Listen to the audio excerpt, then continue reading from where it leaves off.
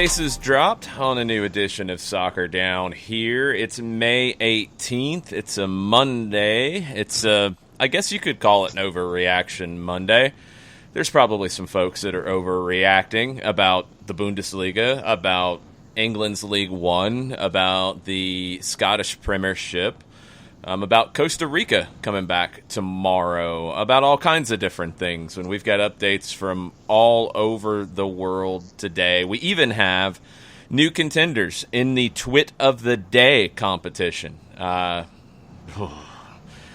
Charging up the charts with a bullet, some of these fools, and we'll get into that along with your questions. Tweet at us at Soccer Down here to let us know what's on your mind this morning. John is clapping about something, I guess. Yes? No, just your reaction about moving up the charts. That's all. Okay. That's it. Just Twit's moving up the charts. Just your reaction to that. All right. Hey, yeah, we have multiple Twits, and they are moving up the charts. So it was just I appreciated how you presented that this morning. Well, I mean, it's, I'm always going to look at the Billboard charts, and I'm wondering who's moving up the chart, who's headed to number one with a bullet, all those kinds of things. So we will see if we have a new Twit of the day. It's not a definite yet. Yep. There's some serious Twits out there. Yes, but at the same time, the way that Twit of the day normally works is that we have. Is Kyle Walker still our top Twit on Mount Twitmore? Oh, yeah, okay. He's the Twit. Okay, and then Morgan Gibbs White is number 2. Yep. And so we have two contenders who might be able to juggle the rankings a little bit this morning. And we also have the return of one of our favorite Soccer Over There segments, Mondays with Bentner. Oh, no. Mm-hmm. What is this fool doing now? It's bad timing. It's a reality show. Probably would have been going on right around now, but no such luck. So we'll see what Nicholas Bentner is up to and all of that. But let's get into the actual soccer that happened over the weekend, which was nice to see. In Germany, the Bundesliga is back. It was a little sloppy at times. I think we saw a bunch of early goals that is probably not typical. I think we saw some really good games. We saw some games that were kind of meh. I mean, that's a league for you. You're going to see all of that. What stood out to you? Social media, and I'll get to that in just a second. But it was nice to have live events up and running on television to watch. Yep. And you saw teams that were, that had gotten all of their training together, and they were really cohesive. You saw some teams that really have some work to do. But I think in the overarching element of all of it, much like it was when you had NASCAR at Darlington yesterday, it was good to have live sports on television. And I think that more than anything, before I get fired up this morning, that was the largest thing. We have TV production working on live sports. We have leagues trying to come into how things are currently with the situation with the pandemic on a worldwide basis. But I think that overall, the fact that you have nations trying, you have sports trying to put live sports out there. And as we mentioned last week, when you have German officials sit there and say, this is our opportunity to sit there and say that we're worthy of being around next week. Right. That's the largest point for me. It's like, all right, here's our 1 week trial to see if we can get into week 2. Yeah, it's the key is you got to follow everything that is you're told to follow. And Thomas Muller talked about this, a quote from Marca. He said he's aware of the role he and his peers are playing.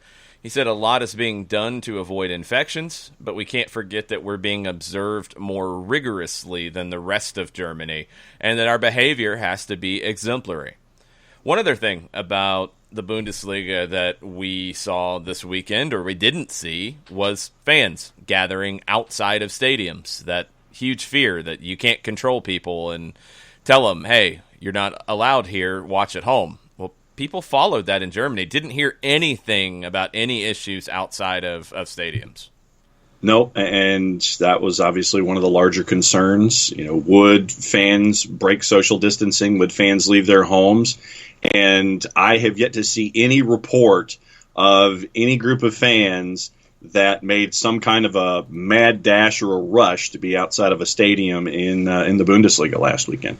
Yeah, there's nothing that I have heard along those lines at all. You said you were going to get fired up. What are you getting fired up about?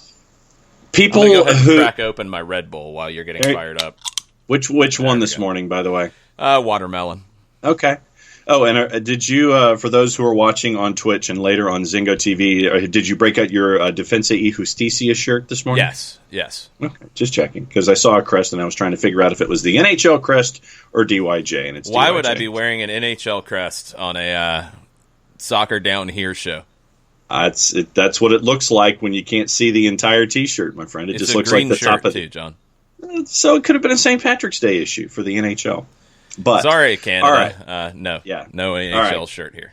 All right. So on social media, and I'll just go ahead and say on the Twitters, I saw people complaining about various things. Well, sports are back. People are complaining. Yeah. That's what they do.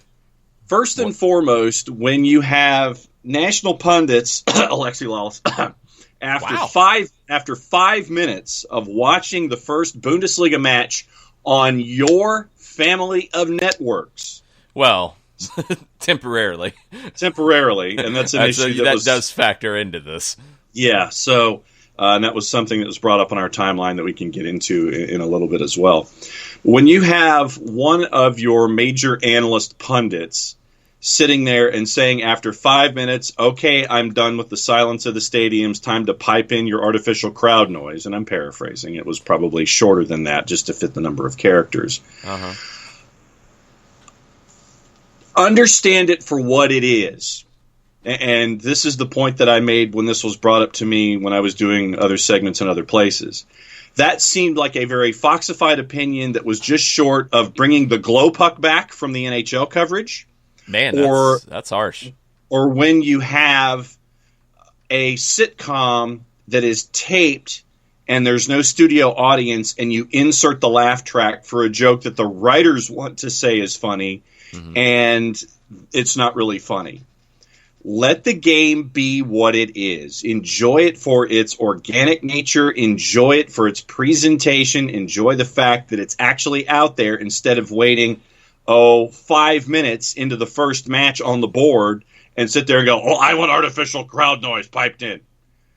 There were people who were saying that before the games even started, though. I think Alexi was one. I mean, you're acting like Alexi's crazy for saying it. The talk is that the NFL's going to have this on Fox. No. Well, I mean, Joe Buck, yeah. Now, he walked back from it. Yeah, he did. But he did say that was what the plan was right now. There's a lot of people who are saying that. Probably a lot of listeners who are saying it. I disagree. I don't think there should be artificial crowd noise. I don't want something that's not actually happening. Mm-hmm. Because if you're going to have artificial crowd noise in this situation, you're going to have somebody running it basically like a DJ. I mean, you're going to have somebody who feels the game so it feels right. Because if you just have canned noise in the background, that doesn't do anything. You've got to, ramp it up when the home team is doing something. You've got to have some boos. You've got to have some screams. You've got to have some chants. You've got to have all kinds of stuff that you're like mixing like a DJ would. Mm-hmm. That's not what we want. At least not what I want. Sorry. No, some people want it. I don't either. You've got to have somebody on the sound who feels the game perfectly, or it's going to sound even worse, in my opinion. Because if it's just generic noise in the background that has nothing to do with the game, all you're doing is filling some of the empty space, which I thought was filled by yelling from the benches, by yelling on the field, by just the natural noises in the building. Did Dortmund have a weird feel to it? Yeah, it's a big stadium. It was echoey. Mercedes-Benz would probably have the same feeling. That's just part of what you get.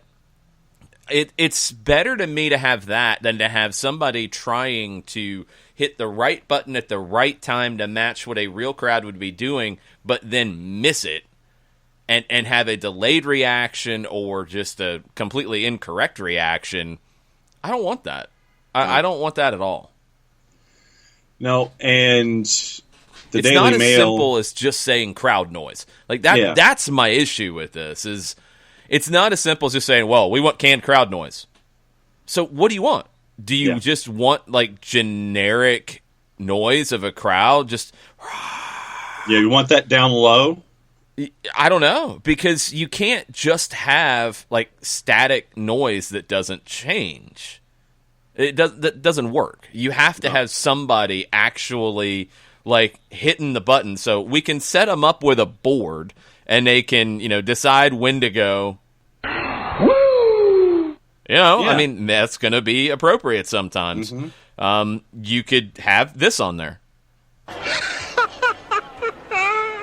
I mean, Morning Bandit. You're going to be hitting buttons like that. That's the only way to try to even make it work. And man, I don't want that job. Nope. I don't want to be trying to like DJ crowd noise for a broadcast. Just let it roll with what it is. That's all you can do. Yeah, and Sky Sports and BT are looking to put microphones in technical areas. Yeah. Screen footage from the dressing rooms and the tunnels. Try to do that kind of stuff. I think that having more voices in whatever your booth is, and I just used air quotes for folks watching on Twitch, more crowd noise, more ambient noise, more access into the noise of the match itself from the touchline, I think can add to it, much like what Fox does in their NASCAR coverage when they lay out and do Crank It Up. To give you that feel. That's a little different, because so much of NASCAR is the, is engine the noise. And, I mean, that's a whole different feel. I don't know if that works. No, but I'm saying it's a production element that they've introduced into the broadcast to add to guys talking in a booth. But they had that. See, this is the problem. It's the opposite in soccer. If you lay out, you're not getting anything necessarily. Mm-hmm. And you get, I think, a lot of announcers in soccer, especially if you're coming from a British persuasion, that lay out a lot on TV. Like, that's their natural inclination. The problem is right now you don't have anything to lay out for. You're laying out for a visual possibly, but then it's silent. I think from a radio perspective, you're in a much better position to handle this. And I drove around a little bit during the second game on Saturday and heard the TalkSport coverage on Sirius XM-FC. And I'd watched the first game, watched both of the broadcasts, watched the first half of the second game. It did feel really different on radio. It felt very normal on radio because, doing radio, you're talking the whole time. You're not thinking about laying out in certain points unless it's immediately after a goal and the crowd is completely bonkers. In general, you're going the whole time. Mm-hmm. So on radio, it just sounded like a normal radio broadcast. Maybe slightly more conversational, but sounded like a radio broadcast. On TV, it depends on your style. I think, for example, and I watched a little bit of the game on Spanish language on TUDN. Didn't really sound very different. I think what they did is comparing the way games were mixed. The mix in Dortmund was off. It was, the announcers were low in the mix, and there wasn't necessarily a whole lot going on. And when there was a bunch of echoey stuff, it sounded weird, and you kind of lost them. In Leipzig, it sounded better. It sounded like the announcers were really pushed up high in the mix. TUDN, it was maybe even a little bit more of being pushed high up on the mix. And again, it sounded from a Spanish language perspective where they are probably closer to our kind of radio broadcasts. It sounded pretty normal. Like it sounded like a game would sound, taking the crowd out of it. I think you've got to be kind of thoughtful about filling the space where the crowd would be but not with fake noise, with real things. And that's going to come from your commentators, I think. Yeah, and also for the match that was on, the matches that were on Sunday, with a closer stadium like we had at FC Union Berlin, where you're right there on top of everything. You're hearing all the noise. You're hearing player conversations, that kind of stuff. So I think that was another example of really hearing the game around you as a part of all of the production elements. According to, in order of preference, this is what BT and Sky are looking for when the Premier League gets back online. They've asked for a camera in the dressing room, audio feed from the technical area, which can be broadcast live, and a camera in the tunnel, as well as halftime interviews with managers or players from both teams. So that's what they're hunting for. I mean, the camera stuff behind the scenes is fine. I mean, that's all, and you're going to be in your pregame and going to be in your wraparound kind of stuff. Okay, cool. If I'm in the technical area, I probably don't want stuff live, which I get, and that'd be fine. If you have it and you can use it in a replay scenario, cool. That would be, I think, the compromise. The halftime interviews, I mean, we're used to them here in our sports. It's a very different thing in England. I don't know if they'll go for it. They should, because it gives you a little bit more in the wraparound stuff. But, does it change the way the game is broadcast? No, not really.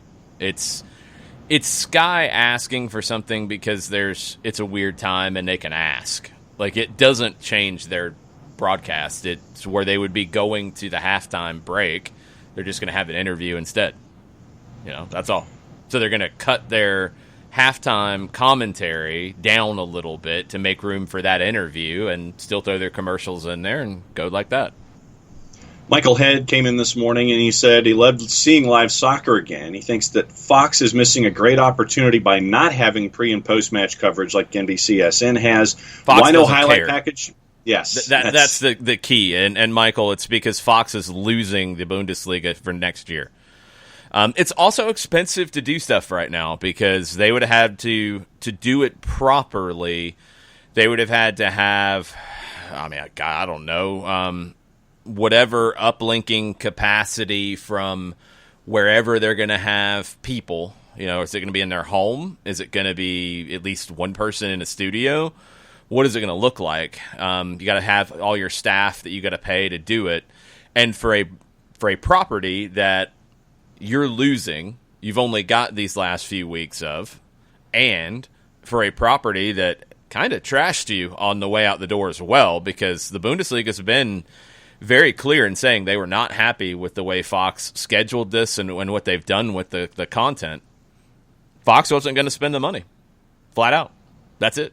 Now, the Bundesliga could have done a little bit more for their world feeds, but they're probably not in this situation in many places. So I think there was probably a creative way to do better, but Fox wasn't going to spend the money on it. There was no way they were going to spend money to do that.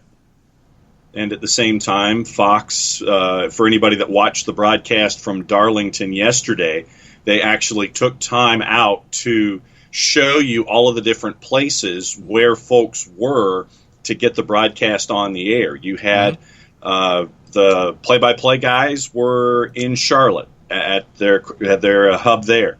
You had a limited TV production crew inside the truck and on camera positions in Darlington, and all of the commercials and replays and technical elements that weren't being punched in the truck by a limited number of individuals were being done in Los Angeles. So you had all of those people throwing all of those resources into that Fox property. So that's what you would have had to have done all over again if you wanted to do something similar, if Fox was interested in doing it. Well, you would have done it on a much smaller scale, is what you would have done. You would have done it on a very small scale. You would have done it probably 2 people. You would have probably had 2 people discussing it for 5 minutes in a segment in halftime, maybe one more segment previewing other stuff. You would have probably needed to have them in one place, preferably, or you would have had to send cameras and an operator, more than likely, out to their place, unless you were going to do it like a lot of the cable news is doing, where basically people are acting as their own, producer on in their house to get this stuff done. Could Fox have found a way like that to do it? Sure. Couple problems. I don't know where Kate Abdo is and what her role going forward with Fox is. She's a freelance, and she was not exclusive to Fox because she did Champions League with Turner. Ian Joy was with Fox, and he is no longer with Fox. He would have been with Fox to finish out the season, but they weren't using him for these things. So now the other thing that Fox could have done, but again, it's a cost, is they could have had their own commentators on games, which they do a lot of times. Not every match, but a lot of times. But you would have had to sort through all that. They opted not to. In England, they did. And we saw a picture from Ian Darke's Twitter of his setup at home, calling the game and what it looked like for him. Fox could have went down that road, but when you're looking at the losses that you're going to see if you're Fox, advertising money is way down, and this isn't a property you're keeping, well, you're going to get what we got. And it was the games, and it was no frills, and it was the world feed, and that's what it was. I do wonder if next week the Bundesliga will maybe package their world feed a little differently to accommodate these kind of things, because they do control their own property. Yes. And they don't want people to have this impression of it. If Fox isn't going to do anything, then maybe they need to have a segment with their commentators during the halftime as a recap of the first half and a look to the second, just one segment to do something in there mixed around their PSAs and such. Nathan Pugh this morning says the best part of Bundesliga was a cameraman getting bonked. Even with empty stands, no one is truly safe. And it was the boom operator behind one of the nets in the Leipzig-Freiburg match, and he got absolutely crowned. It was right on top of the head. That was bad. That was very bad. There's a good piece over at The Guardian that is breaking down what it kind of felt like for the first weekend of the Bundesliga, and Tobias Altschaffel is the reporter who covered it. And one thing that jumps out to me, he said only 10 journalists from the written press were allowed in for these games. You had to register a few days before the game. He sent his email to the club, and he said, I asked my girlfriend, are you worried if I go to the stadium on Saturday? She thinks for a moment, then says, with all the regulations that you have to comply with, no, I'm not really worried. And that's the key that I took away from this weekend, is it still felt like soccer, even with all of those regulations. I've said for a while, I feel like maybe some of the regulations are overkill. There's a couple things to come into it. It's one thing to say, like, you can't high-five one another, or you can't hug one another, and you can't celebrate a goal. There is a difference, and this is where I think these are coming from, in terms of contact in a soccer match, where are you standing next to a player for 2 minutes at a time, 3 minutes at a time? No, you're not. And prolonged exposure to somebody increases the risk of spreading the virus. Now, everybody's tested, everybody's got the okay, but we know sometimes tests aren't correct, and et cetera, et cetera. It's different if somebody slide tackles you. You're not going to be laying there with that person for 5 minutes, where your risk of infection would go up. Sitting on the bench next to somebody, well, you're sitting next to them for 45 minutes. That is a little bit different feel. So, and that was one thing. They were sitting very far apart with masks on. I think as we get a little more comfortable with this, those things won't be quite so jarring. It was a little bit, looking at the benches, it was a little jarring. Seeing the empty stadiums, it was a little jarring. I thought the league was overdoing it at times with some of the protocols, but I think part of that is modeling the type of behavior they want to model. And they want to show that, yes, we are doing every single possible thing. We're not leaving anything to chance. And that's the way you have to be right now. I can absolutely respect that. I think we'll get to a point where, okay, celebrating, and I think it was Leipzig who scored a goal and got in trouble a little bit with a celebration. I think we'll get to where, all right, we can understand that all is okay here. That's okay. That's not adding risk. Sitting next to somebody for 45 minutes, maybe that's a little risky. Well, let's still leave that one where it is. It's tough. It's tough to figure all of this out on the fly and as we go and what it looks like. But I was worried that it wouldn't feel competitive. That was one of my biggest concerns coming in. And it did. I think the first 5 minutes of the Dortmund match, it felt like two teams that were very early in preseason. But then Dortmund started to ramp it up. The Leipzig game was a good one. I watched most of the second half of that. Cologne and Mainz. Great match. Very intense, very back and forth. Teams are not 100% fit. I think that's showing. But it feels like soccer. It doesn't feel artificial in any way. And that's the part that I was really happy to see. Because if you follow all of these protocols to make it safe, and you do the things you need to do in terms of testing to get back on the field, MLS can be okay if they do what Germany's done. Now, they're going to have the added concern, the added issue of not every part of the country being the same. And that's a big part of this, because you're just not able to do what Germany's doing and playing in home venues. You're not. MLS, you're probably going to have to go to a neutral place if you can work it out with the players, and we'll see if you can. Outside of that, follow the protocols, and it will feel like competitive games. It will. Bleacher Report Football is breaking. Premier League clubs have agreed to resume training this week. Now, I thought this was already understood, but there were some things that I guess needed to happen today. One of them is testing. Testing has to happen now. I would assume today, and I would assume that's part of this agreement. Because you've got to do your baseline testing. It did not happen last week like it was supposed to.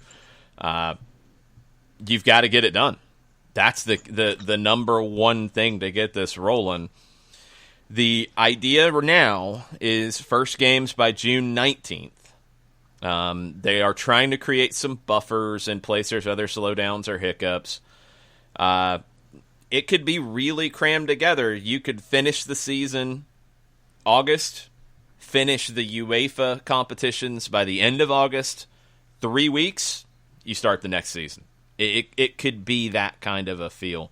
The Premier League, according to John Cross at the Mirror, they are going to be like the Spanish League in the sense that if a player tests positive, he's taken out of the group. He doesn't return until he has 2 negative tests. You're not putting the whole team into quarantine.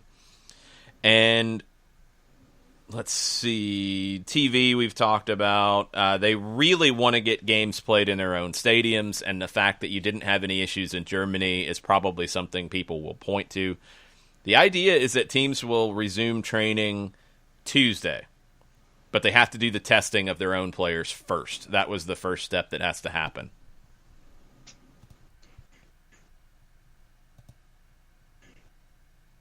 Friends at Newcastle, and the headline: first team players from Newcastle United return to Phase 1 training Tuesday following a Premier League shareholders meeting today, and I will have quotes from Steve Bruce coming up in just a little bit.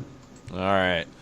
So, Bundesliga, the actual soccer, I think will start to jump up a little bit as we go. Right now, for me, I was really interested in the protocols. I was really interested in the look and feel.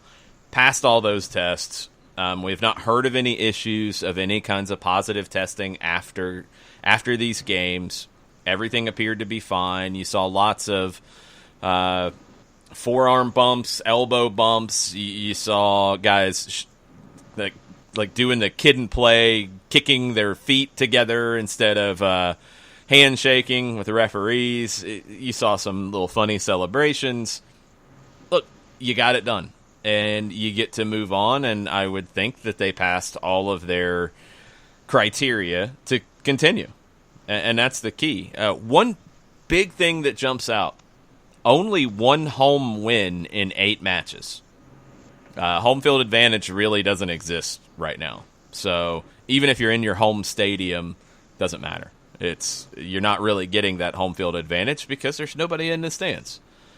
All right, before we get into the Premier League in England, let's get caught up on some of the big news really quick. So UEFA has their plan on a big scale, and this all ties together to finish the season, the 1920 season, by the end of August. Champions League, Europa League, all by the end of August. Alexander Seferin said, "We have an idea, but we have to wait for the executive committee of UEFA to confirm the dates. I can say that the European season will be finished if everything is as it is now in August. As things look, I'm sure that we can finish the European season, and this means UEFA competition. I think the majority of leagues will finish the season. The ones who will not, it's their decision. But they will still have to play qualifiers if they want to participate in the European UEFA competition." Speaking of PSG and Lyon, they'll have to organize the matches they have remaining in European competition this year. He said if this is not possible in France, they will have to organize it at a neutral ground. He said if you cannot play in your country, then you have to organize it at a neutral ground. And John's phone is going to be very loud. Yeah. Because John's got an old phone. Yes, he does. I'll be back in a second. Yes, thank you. Seferin said, I don't see the reason why French authorities would not allow them to organize a match without spectators, but let's see. It's out of my power. Okay, so UEFA, gonna move on. There's some reporting on some of the financial implications around UEFA. That's big-scale stuff. We'll get into that here in a bit. Spain.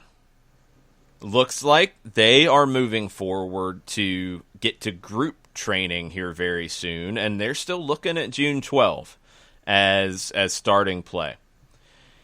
In England, there was some thought that League One would make a decision today. It looks like it's being postponed until Wednesday. And you've got a lot of back and forth about what it's going to look like. League Two, done. League Two is done. Now, there is a question about relegation from League Two. And this is from the EFL statement. Clubs ask for consideration to be given to suspending relegation to the National League for 1920 as a result of circumstances created where fixtures cannot be completed. No commitments were made in this respect, and the board will now consider the implications of the division's preferred approach at their next meeting. So they pushed it back. Great. Now, there is talk, and this is from the Daily Mail, that League Two could merge with the National League and split into North and South regional divisions in a radical restructuring as they aim to boost attendances with more derbies and save traveling costs to help clubs. Keep an eye on that one. That's where you're getting to a next level of we got a bunch of clubs in financial trouble and we got to get real creative. League One, there's talk of a playoff involving maybe 10 teams to decide champion and who goes up. This is going to be a mess because it's a very tight table, and even with Coventry in a good spot at the top, they haven't won the league yet. Second place is not in any way determined, so League One's going to be a fight. Keep an eye on that fight that's going to develop this week. The Women's Super League is on the brink of being ended after a board meeting on Friday. It's cost. The testing cost of £140,000 is what we're seeing come up for smaller teams. League One's going to have to deal with that somehow. And on the Women's Super League, that's more than the budget of some teams. They just don't have the money to do that. So, and what stinks is it's been a great season. Through 15, 16 games, Manchester City's on 40, Chelsea's on 39, Arsenal's on 36. It doesn't appear that the money is going to be there to get these games finished. So the Women's Super League probably going to call an end to their season. It's tough. England is going to be the next, I think, real fight in what happens going forward. And we finally get an answer out of the Premier League this morning that they will start training tomorrow. Yeah. Side note, Arsene Wenger, in an interview on beIN Sports, said that something needed to be done by the Premier League to have a solidarity package aiding EFL sides that are having financial problems. Wenger in the interview says 92 professional clubs, 20 in the Premier League. Out of the 72 others, there are 65 that are in different financial positions. So something needs to be done, or too many clubs will die after this period. Yep. And nobody's actually created a plan to do that. That was one of the things that came up very, very early in Germany and probably helped them keep things together in these conversations a lot easier than we're seeing in England and we've seen in other places. It's a fact. It's absolutely a fact that the big teams with money are going to be able to handle this better than the smaller teams without money. I mean, it's just how life is in these moments. We're seeing it individually. If you have a lot of resources, well, it's a lot easier to stay home. If you don't, well, you got to figure out how to get resources. That's the problem. And leagues are no different. So until England figures that out, you're going to watch a lot of small clubs go away or have to be restructured or have to do things like merge League Two and the National League. And don't think League One is in a perfect situation ahead of it. What in the world? When you dial up the Daily Mail and all those pop-up windows come up, somebody decided to start running a promo. John. Okay. England's going to be a mess. Yeah. Arsene Wenger is 100% correct. I don't think anything happens with any solidarity payments. The Premier League can't even stop from fighting itself about fans in the stands or outside the stands or outside the stadium, and we can't have games in our area because people are going to be there. Instead, other places have handled that, but whatever. You think they can actually get to the point of, we'll give some of our money to Peterborough. We'll give some of our money to Bolton. No, I don't see it happening. It should. It needs to. I don't see it happening unless there is a big change of approach. I don't see any of the owners going out on that limb right now. And it's a shame because you're going to see some proud clubs that have been around a long time. And I think we always focus in on teams are overspending and that's why they're in this situation. Not all of them. There's clubs that have done things the right way that are gonna be in severe trouble because of this. It's out of their control. There needs to be some unity in the English game, and I just don't see it. Yeah, and especially when you have at the moment as many as 6 teams in League One who are objecting to the current ideas that are being put across for promotion, relegation, and all that. Southend United, I think, is one that has issues, especially where relegation is concerned, because if you do points per game, they could be elevated in their position, and they would not be in a relegation spot. So there's going to be a lot of hand-wringing, a lot of gnashing of teeth, and a lot of stuff going on publicly to figure out what is going to be done. But I will go back to what you've said from the absolute beginning. In all of these leagues, this should not be a year for relegation. This should be a Yep. year for maintaining your spots, promoting teams that are promoted, figure out your promotion playoffs however you want to do it. But this is not meant to be a year for relegation. Have a super relegation next season, but not this year. This is not the year for it.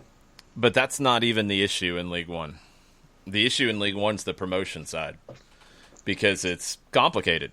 Quotes from Barry Fry, who is the director of football at Peterborough.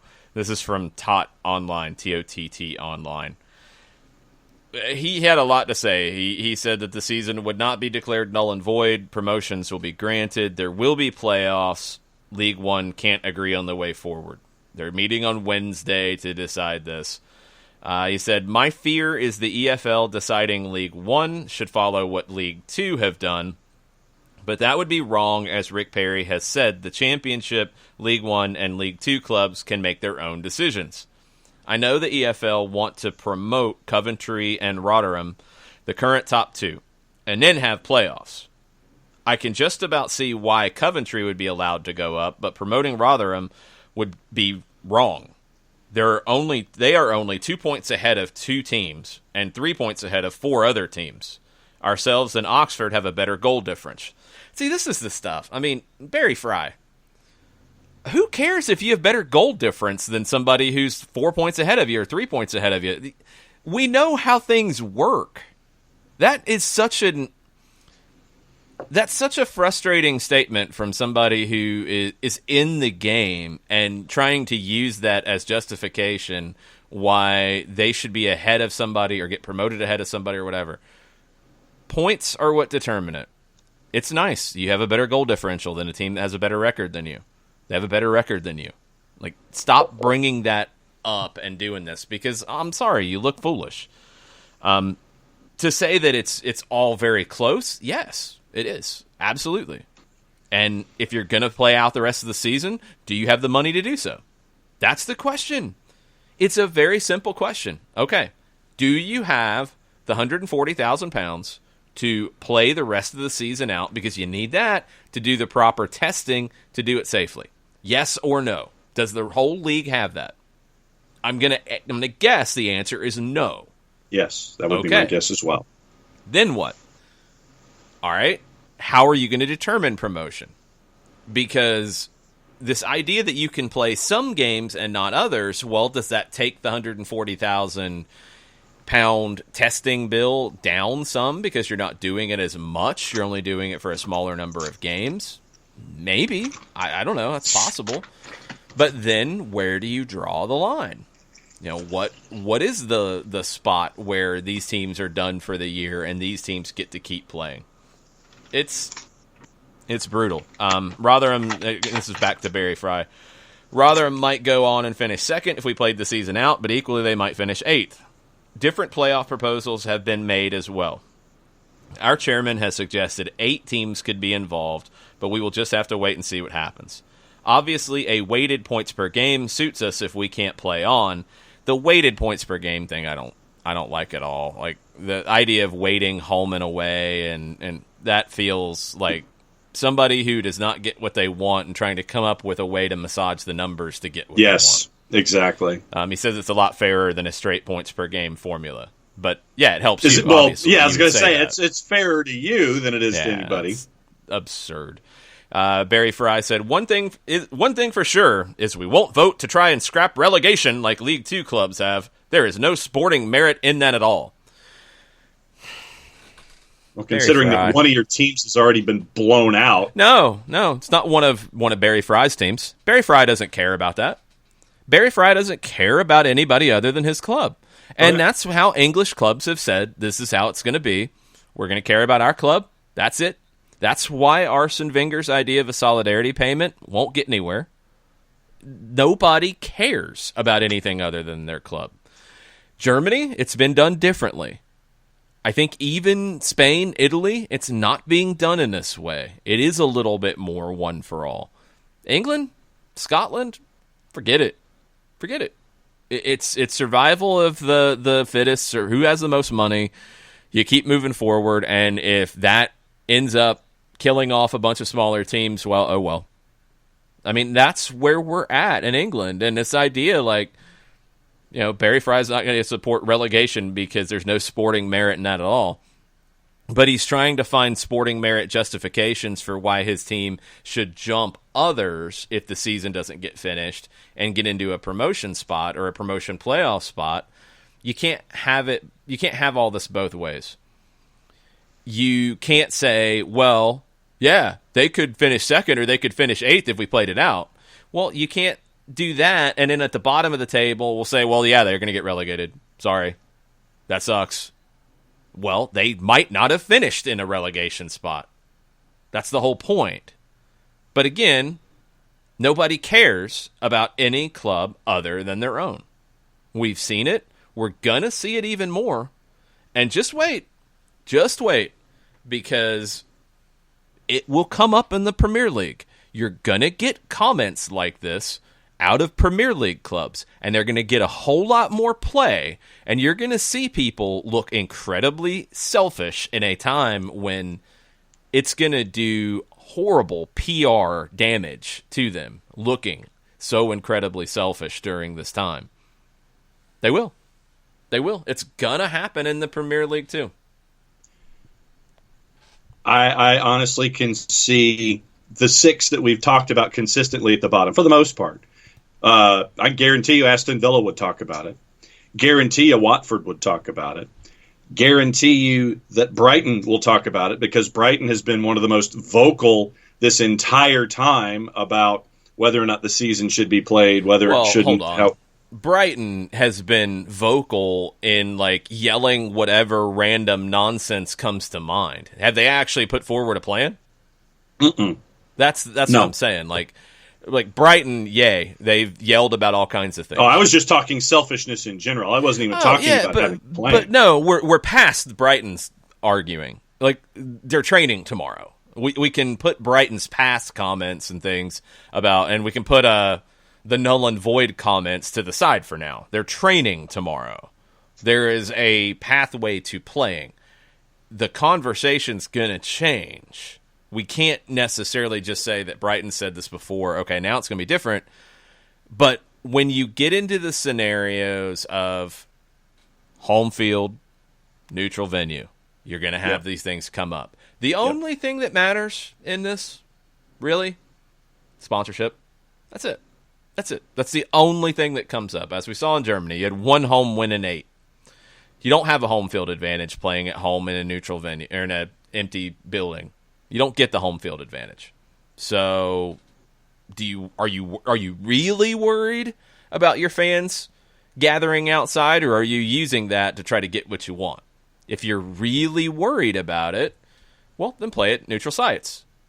But we need home field advantage. There is no home field advantage. Stop. Mm-hmm. That's where I'm frustrated, and that's where I want to see. If Brighton starts arguing, it's going to be something like that. If they make the decision, no, we're going to play at neutral venues, and they start saying, well, we need our home field advantage, and blah, blah, blah. Look, it's not going to happen. But, again, as we said, Brighton's argument from day one should have been no relegation. Yes. Not a bunch of other nonsense that really didn't bring a plan forward. The plan forward should have been no relegation this season. From day one, from Jump Street. That's what it should have been. Then you would have, everyone would have been moving forward as a group, and you would have had this unity that would have been out there. Hey, we want to keep... Well, there would have been some unity. It would have eliminated some of the self-interest. Not all, but some. Nathan Pugh, other than the Up the Reds, that is all, good morning comment. A thought he has had on no relegations this season with mass relegation next season. Would that not create more dead rubbers with teams in 23rd versus 21st because they're 10 points from safety? A relegation playoff would eliminate that, more TV pounds and euro also. If you can play. I mean, that's the thing. It's like League One, and this is why I think you can't really do that. Because if you're going to have a relegation playoff in League One, you're going to ask teams to blow money that they probably can't afford to blow. And if it doesn't go well for them, then you might just kill them. I mean, that amount of money being spent to play games, to try to survive, that could be what puts them over the edge of being able to survive the next season. I'm not buying it. The dead rubber thing about, you're going to have more games that don't matter. Like, that's always one of the arguments about why you have to have Pro Rel, because it makes all the games matter. No, it doesn't. It just moves where they matter around. In MLS, for example, versus the Premier League, or just a league with promotion relegation. Okay? Promotion relegation league. The games that matter at the end are possibly at the top, depending on what your qualification is to either get promoted or to qualify for continental competition. And at the bottom to avoid getting relegated.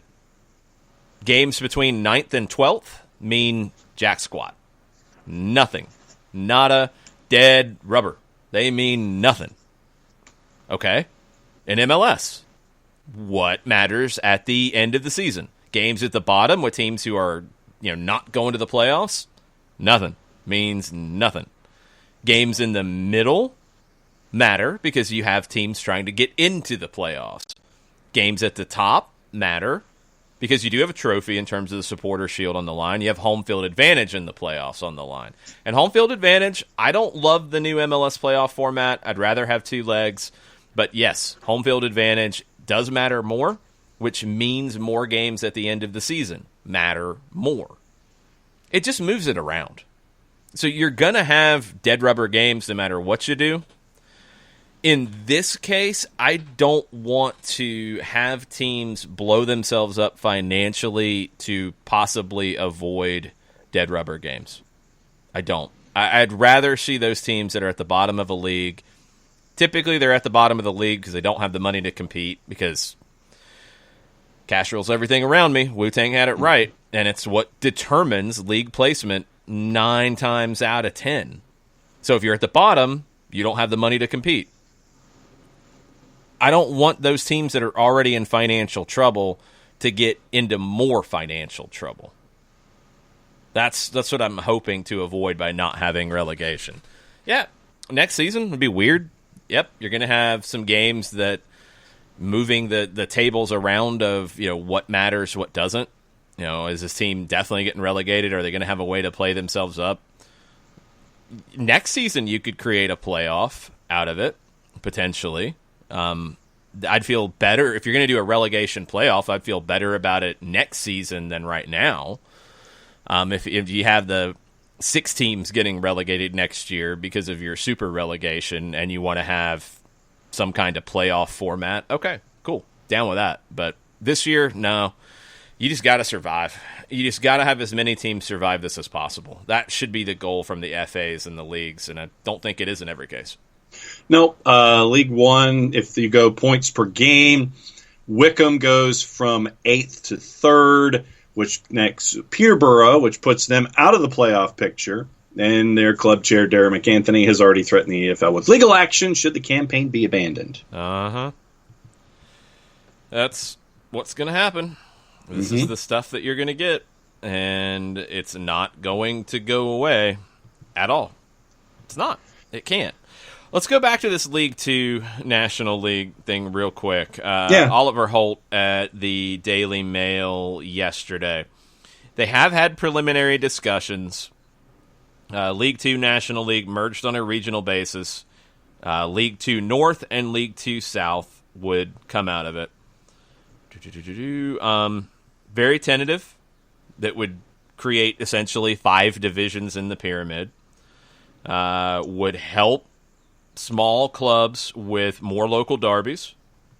It would create massive savings in traveling costs. That's what they're saying here. I mean, it's going to change some of your bus rides, I guess, essentially. It's not like it's going to change your flights. I would hope not anyway. If it does, then good for you. Let me see if there's any more concrete stuff out of this. I don't think there is. I think it makes a lot of sense, and I'll be really interested to see if other countries look at this for their lower divisions. I think they're going to potentially need to. because of cost. The local derby angle's an important one. You know, I mean, you have a lot of small clubs that don't get to play their historic rivals that are nearby because of being in different divisions. The idea of we've always done promotion relegation, it has to stay the same. This has got to be the thing that stops that. This has got to be the thing that stops that mentality of just, we're not going to think about anything different because we've always done it this way. Well, we've never had a pandemic that has affected a season like this before, so now you might have to think a little bit different. It is not a definite that League Two will be able to avoid relegation. It is still on the table that they won't have relegation this year, but this could be the alternative conversation. Is like, well, yeah, technically you're not getting relegated because we're merging National League, League Two, and going forward that way. There's also a suggestion that parachute payments to relegated clubs could be extended to those going down into League One, League Two, and the National League. I don't know where that money's coming from. That would be a question. I mean, it happens in the Premier League because of the TV contract, because you have a boatload of money to work with. That's not necessarily the case lower down, but if you're talking about smaller checks to help move forward when you get relegated, I guess. I just don't know where the money's coming from. Yeah, considering how much money is the little amount of money, and I don't know if that's grammatically correct, but the comparison of the TV contract for the championship alone versus what we see in the Premier League, it is pennies on the dollar by comparison. So I don't know where this financing would come from to give any kind of a parachute payment to a possibly relegated club in this environment. I just don't know where that money comes from. And of course, back to our previous point this hour, that any notion of any kind of a parachute payment for a team in the third or fourth division of the British Pyramid, I don't know how many teams are going to look kindly on that because it's money out of their pocket in this current environment. Yeah, I mean, figuring that out, I don't know. I hope so. I mean, I get it. It makes sense, but yeah, you got to have the money to do it. I don't know where it's coming from right now, so right. We'll see. Real quickly on Scotland, the Premiership season is over. Celtic are your champions. Hearts are being relegated. The Cup is not over. The Scottish FA remains committed to completing it. They're at the semi-final stage. They might even hold that until you have fans in the stands, which could be 21. So you could see the 20 Scottish Cup champion determined in 21. That's kind of where their thinking is right now, and that's fine. I don't care about the year. It doesn't really matter. But they're not declaring that competition over. The league done. So all the leagues in Scotland are done for the season. The Scottish Cup, the FA Cup equivalent, is not over, and we will see what happens with that. According to Roddy Forsyth at The Telegraph, Rangers, Motherwell, and Aberdeen have been awarded European slots with average points per game system used to determine league placing. And once again, really surprising no one, Hearts are threatening legal action over what they refer to as an unjust relegation from the Scottish Premiership. Yeah, I mean, 100%. Hearts owner Ann Budge is also working on a reconstruction document. This is from BBC Scotland, Chris McLaughlin. Temporary change to the league pyramid. Let's see. The initial task force on reconstruction was scrapped. Top flight clubs deemed that it would not get enough support. The idea at that point was to go from 4 divisions, 12 in the Premiership, 10, 10, and 10, to 3 divisions, 14, 14, and 14, was the one that seemed to make the most sense, but hasn't gone anywhere. There was another one that would have went to 14, 14, and 16, with 2 teams coming up from outside the pyramid. That would have needed more support than the others, I think, because of the the difference in reconstruction, you'd have added more teams, so you needed more votes to get there. Didn't look likely. Let's see.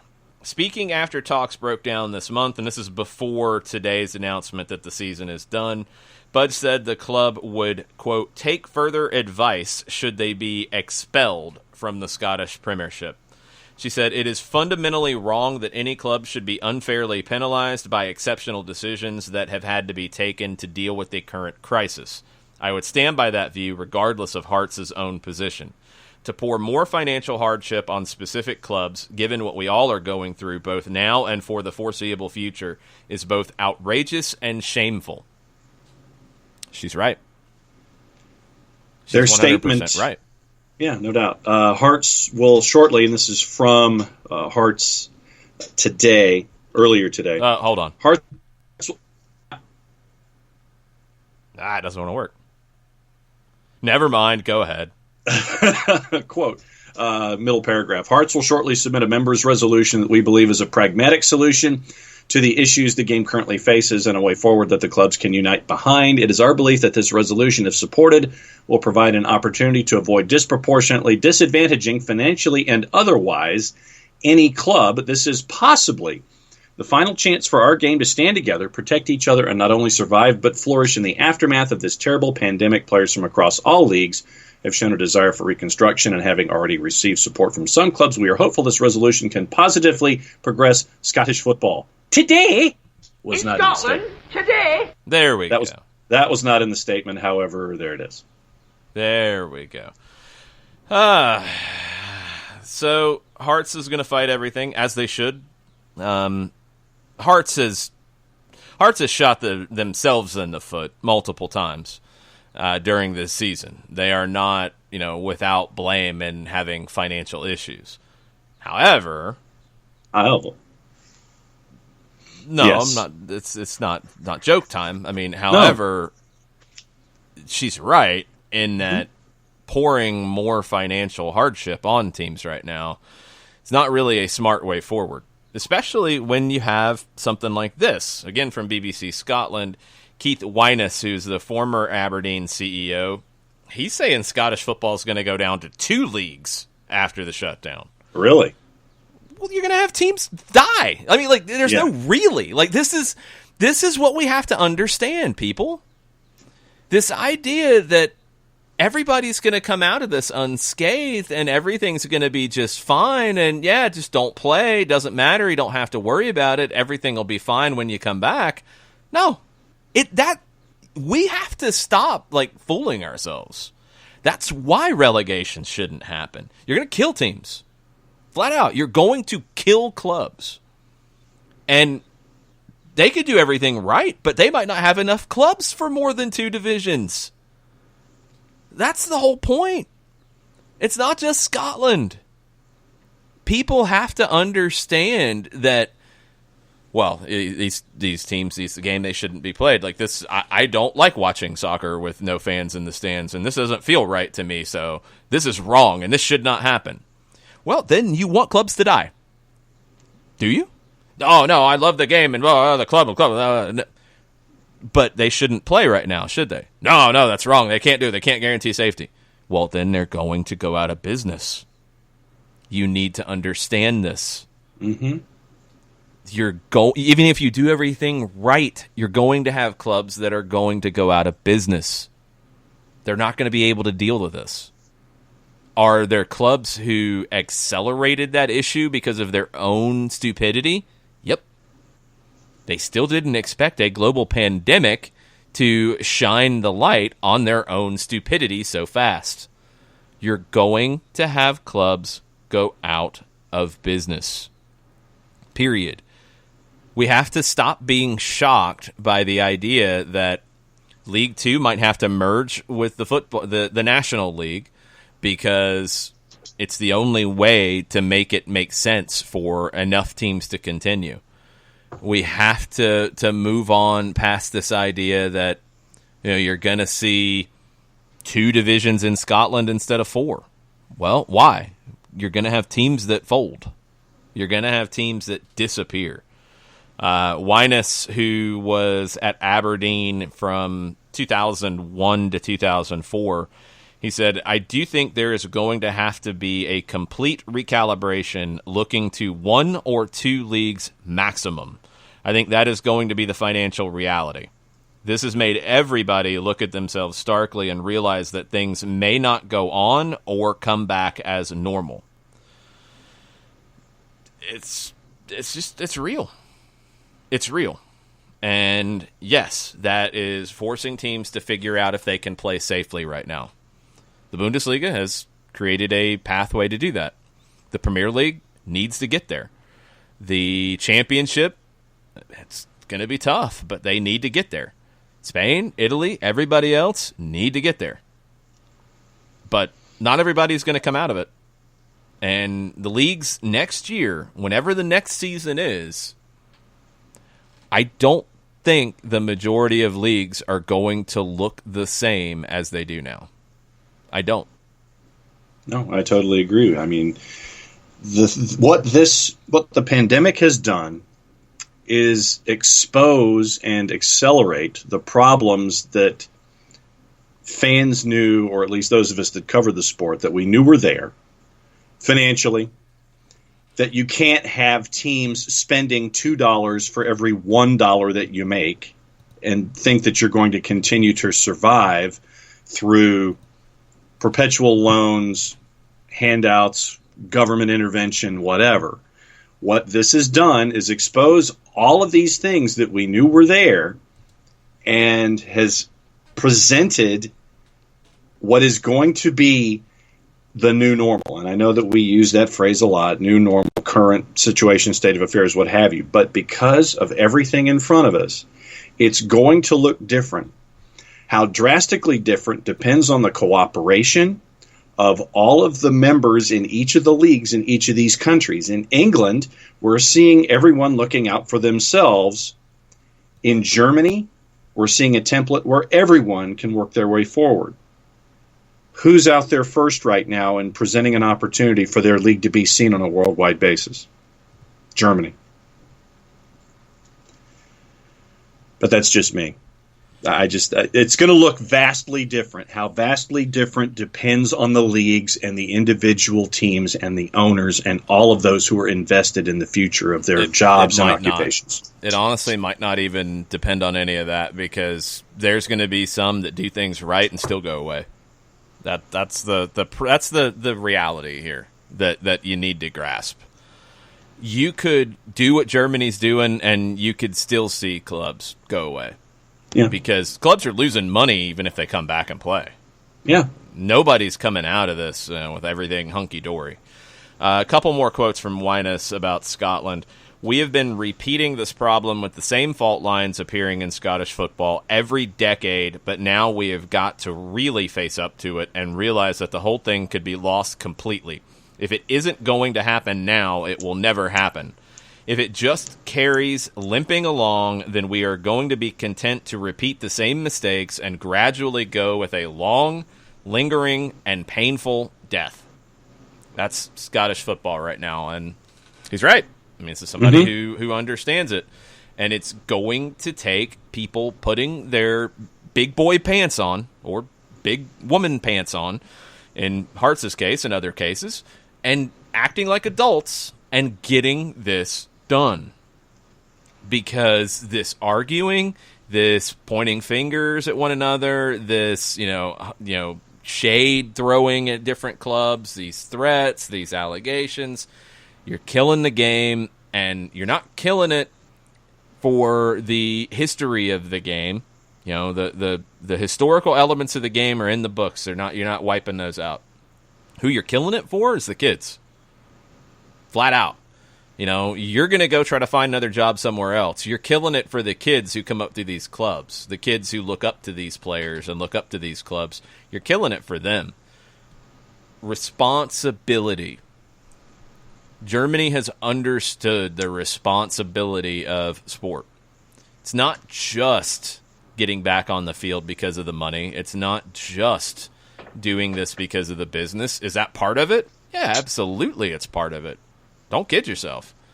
But They have also, more importantly, understood the responsibility. They talked about solidarity payments early on. They have already made some to third division teams, to women's teams.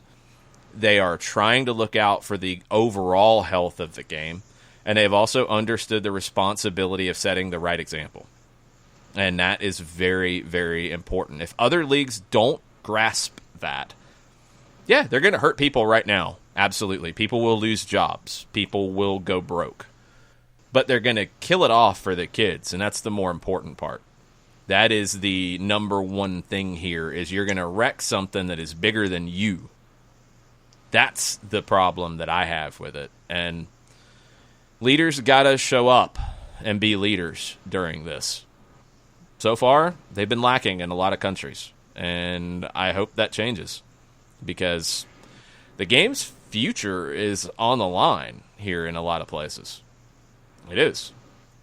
And we will see if people realize that quickly enough. Sadly, I don't think in all cases that's going to be the case. No, it's not going to be the case in England and Scotland. We're already seeing it. You know, it's about self-preservation. It is about what's in it for me. Not what's in it for the kids in my town, not what's in it for the future, not what's in it for the good of the game. They don't understand what the good of the game means. They don't understand what that phrase is. And they're going to do major damage to the game. It's just part of it. It's part of that responsibility. You get the opportunity to be involved in something that we all love. You get the opportunity to push it forward. For some people, they get the opportunity to be known by the public and all those kinds of things. Yeah, with that comes responsibility. It comes with a heavy price, and you have to live up to it. Right now is that time where people are getting checked on how they live up to that responsibility. And some people are showing that they don't have it. They don't have it. They don't understand it. They don't get it. And they're doing harm to the sport. And that's a shame, because it's not going to be something that's easy to come back from. No, I think it's a whole lot easier to preserve what you have in front of you than to sit there and try to rebuild something after it has been knocked down and torn to pieces. Yep, that's where we're at. All right, well, when some things get knocked down and torn to pieces, I know somebody that you can call to help you put the pieces back together. John, tell them about Steve Apolinsky. Apolinsky & Associates, LLC. Nicely done, sir, with the transition. AA-legal.com. Proud sponsors of everything SDH and the Soccer Down Here Network. What you can do, if you're up for any kind of a consultation, wrongful death, serious injury, Steve Apolinsky's your guy. 404-377-9191. You can hit him up on the emails at steve, S-T-E-V-E, at AA-legal.com. You go to AA-legal.com instantly. Boom. Lower right-hand corner. You get your live chat.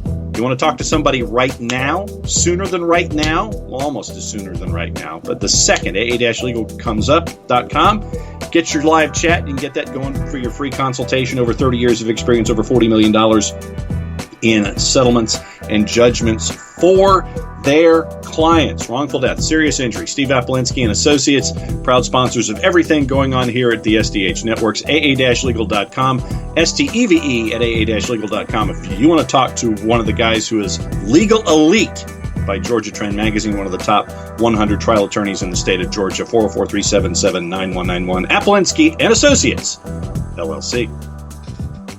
We had some stuff pop up on the network over the weekend. I hope you guys had a chance to check it out. If you haven't, go hear from our friend Kevin Kinley of The Faction. Talked about what's next for not just The Faction and supporters groups in general, but what's next for youth soccer clubs. Kevin's also a coach at Inter Atlanta. Also talked to Dave Smith, who was wearing his Faction t-shirt during the interview. He is the executive director of NASA Top Hat. got a chance to talk to him about just soccer in Atlanta in general, but also, how his club has been coping, how they're handling the changes to the landscape, and what he sees as what's next. And, these are going to be questions that we're going to try to continue to get from different people in the soccer community as to what's next? What's next for them? What's next for their organizations? And what do they see the landscape looking like as we deal with all of this and get back to it? Thanks again to Scott Flood, the Flood Project, for putting those together. We'll have more virtual brewery tour destinations coming up here very soon as well. And hopefully later this year, we'll have some real brewery tour stops and some live Soccer Down Here shows for you guys. I know people on the north side are waiting for us. We're coming. It's going to happen. It would have happened by now. It unfortunately was not able to, but it will. And hopefully by the end of the year, we'll be able to do some live shows for y'all. Side note, good to see Kevin Kinley the other day, as since the boss is a member of Faction. Kevin brought scarves by as a part of the yearly being a part of the Faction clan. So he actually dropped by the house and dropped the scarves off using social distancing and proper packaging. So it was good to see Kevin in that way, in a socially distanced manner. Also, as we kind of keep an eye on the landscape, another show that came out this past weekend, I got to catch up with the co-founder of Lionsbridge FC, Mike Vest, who has a tie to Kevin Egan, by the way. Okay. From their time at the Big Ten Network together. So I am supposed to, the next time we see Kevin, drop that Mike says hello. But it was good to catch up with our friends at Lionsbridge FC. Proud listeners of the network, by the way. And also Rusty Bryant, managing director at Mississippi Bria, just to kind of get the lay of the land when it comes to USL League Two. How'd you find out? How are you staying active in the community? And how are you still a part of the fabric of what's going on in your individual areas? So catching up with Virginia and Mississippi, we have calls out to other parts of the USL League Two geography. So hopefully we'll have more of those shows coming down the pipeline as well, just to kind of give everybody the lay of the land as we go forward for a season that got canceled. All right. Aberdeen has issued a statement, and this is something that they've been out in front of from the very, very beginning. Their statement is to their supporters, and it's coming after the SPFL has declared the Premiership season to be over. He wanted Dave Cormack, the chairman of the club, wanted to update the supporters on the financial situation at Aberdeen, and they were, I think, one of the first clubs in the world that really came out and said, like, this is the reality of what we are facing. This is real life. This is what we're dealing with. And they're doing an update. So he said, at the end of March, we announced that AFC had taken swift steps to address the financial consequences of no games in the short term with some cost-cutting measures, but mainly through deferral of salaries and furloughing relevant groups of staff. We also secured an additional £2 million from investors. 2 months ago, our assumption was that there would be no games in front of fans until September. It now looks likely that this will not be the case until early 2021. Our goal was and remains to do what we can to safeguard jobs and support our community. We can only do so by ensuring the ongoing viability of the club. The support we've had from the Red Army has been exceptional, particularly through the sale of 5,000 season tickets for 2020-21. That's incredible. And that's something that we won't take for granted. I restate that we commit to providing full value for season ticket sales, and we'll address this when we know 100% when we will be playing again. The cancellation of our remaining fixtures from last season now leaves us with the daunting prospect of a further £1 million of potential losses through part refunds across season tickets, advertising, hospitality, and sponsorship.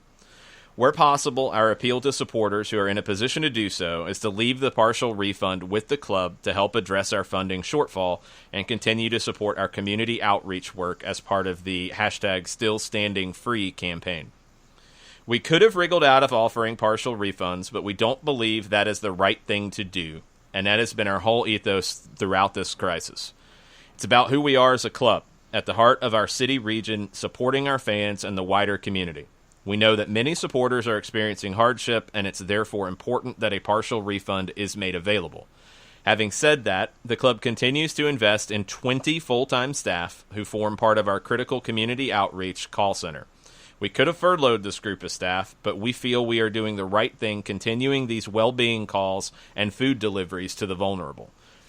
They've done a ton of things in Aberdeen with the senior population, especially the senior season ticket holder things. They've done a lot with memory care. They've done a lot of amazing things that UEFA has recognized as best in class.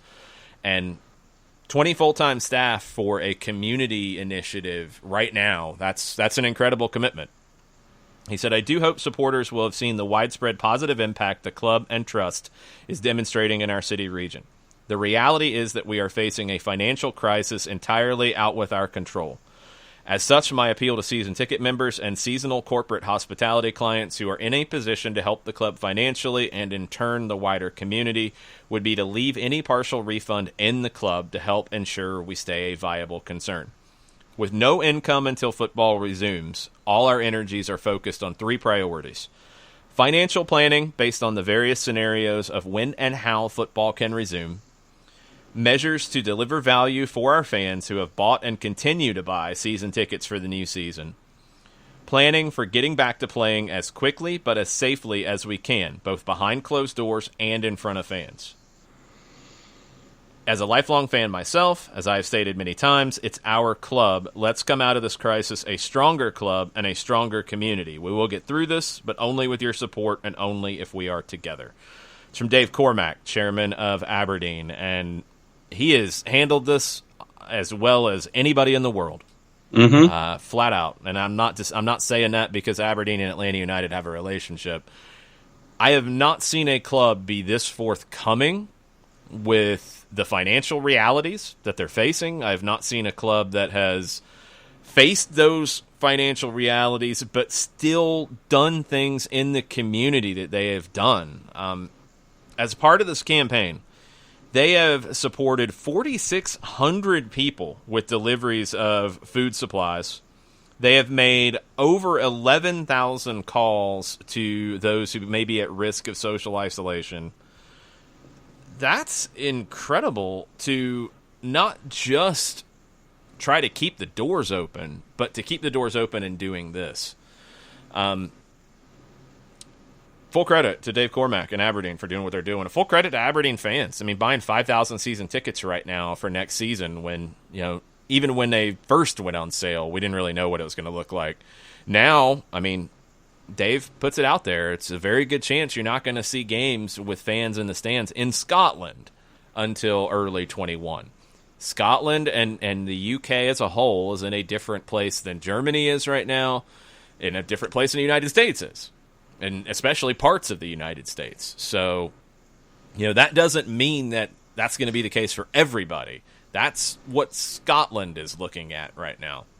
So when you go back to the whole conversation about Scotland of reconstruction, going from 4 divisions to 3 or maybe even 2, these are the realities. This is what you're really looking at. They've lost a ton of money. Now, even if they start playing again, there's no revenue coming. Outside of people buying season tickets and buying, gear and merch, there's no revenue for teams.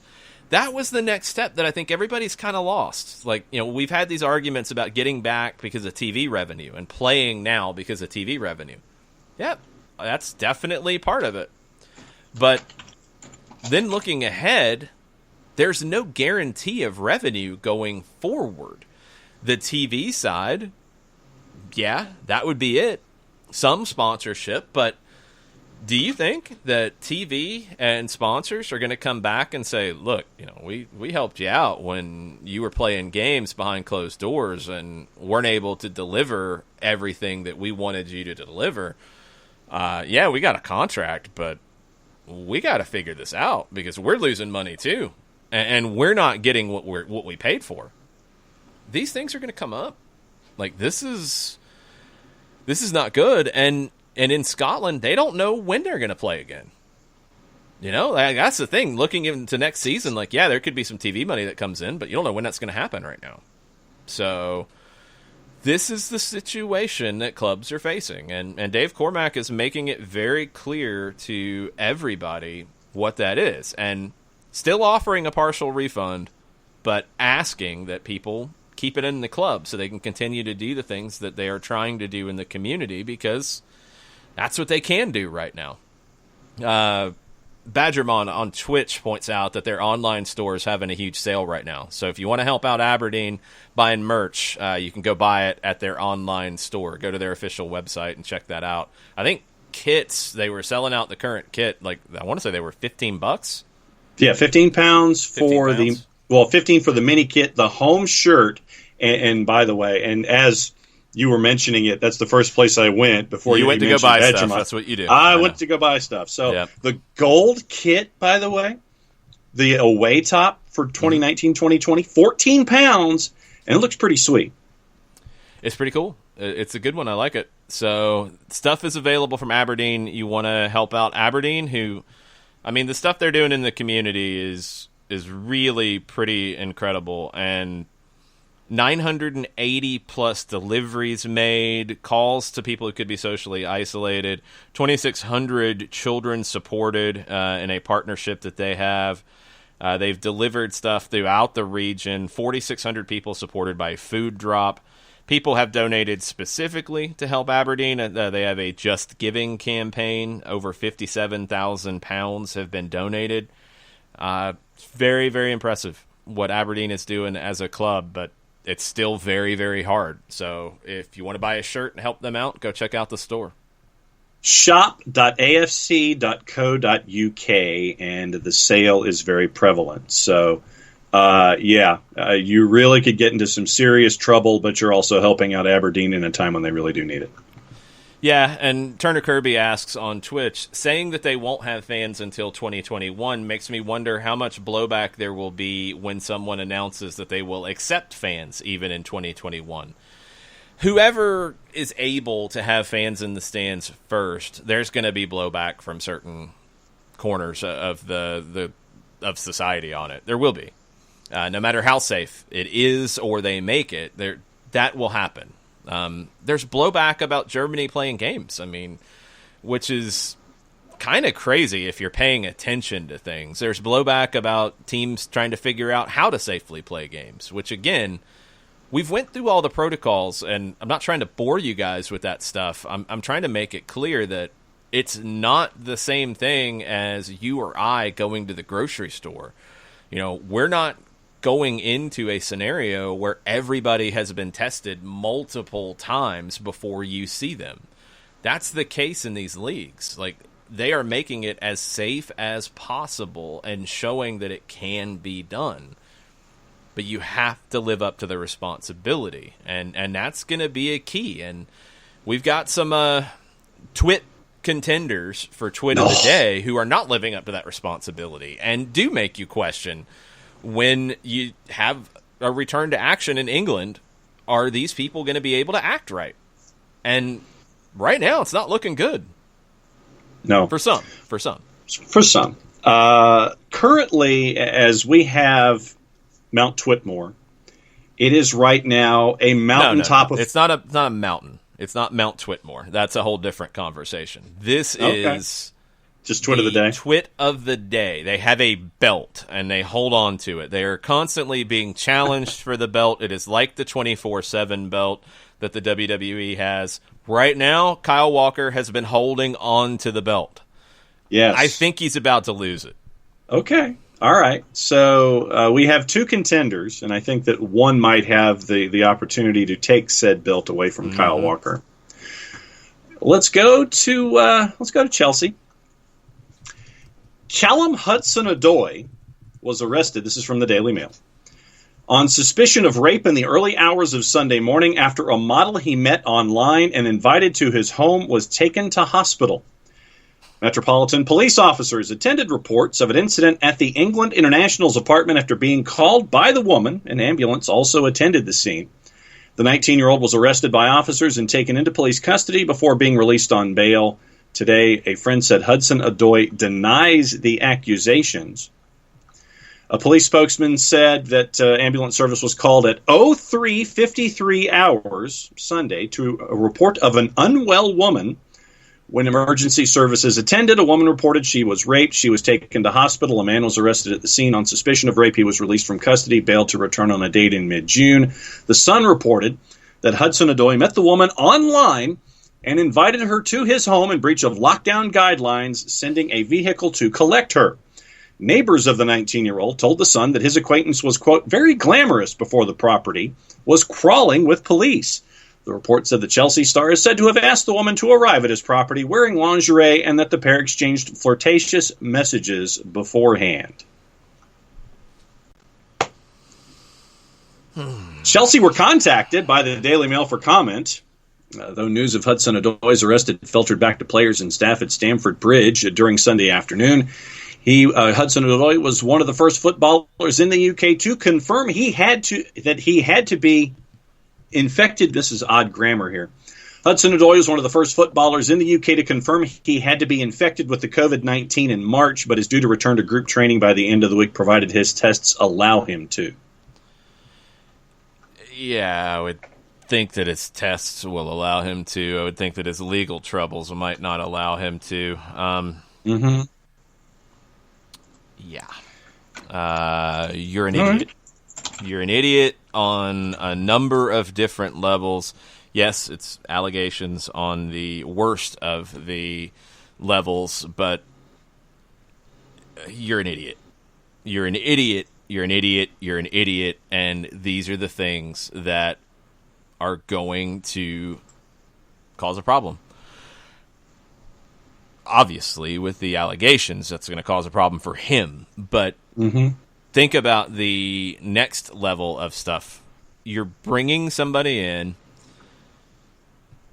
I'm assuming, not asking for them to bring their coronavirus test results with them.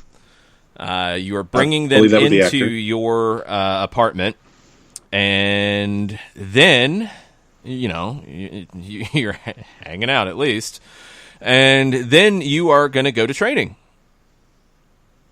That's a problem. That's why in Germany they have talked about the responsibility of how to handle these things. You're not even being allowed to go hang out with your neighbor in Germany. You're definitely not allowed to do what Callum Hudson-Odoi did. At the base level, you're an idiot. The rest of it, you're potentially a criminal and going to do jail time. So, yes, Callum Hudson-Odoi, Twit of the day, he's got the belt. Kyle Walker, you are just back to being a normal Twit. And we'll see if you can not have another instance of trying to compete for the belt again. Yes. We do have honorable mention for Twit of the day, by the way. Yeah, I don't think anybody's beaten Callum Hudson-Odoi. No, that's what I'm saying. This is honorable mention. This is why I wanted to have it out as a part of the discussion, although you're not going to beat Callum Hudson-Odoi at present. No. And for this, we go to Arsenal. Okay. Alexander Lacazette faces disciplinary action from Arsenal after footage emerged that appeared to show him inhaling nitrous oxide from a balloon. Okay.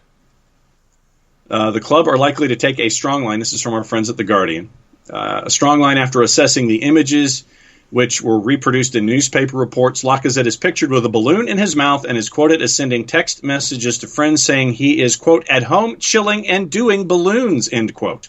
He is doing balloons. Okay. He's doing balloons. This is not Lacazette's first such incident. In August of 2018, he was filmed inhaling gas in a nightclub, along with his teammates Mesut Ozil, Matteo Guendouzi, and Pierre-Emerick Aubameyang. When that video came to light 4 months later, the players were spoken to by the club and reminded of their responsibilities.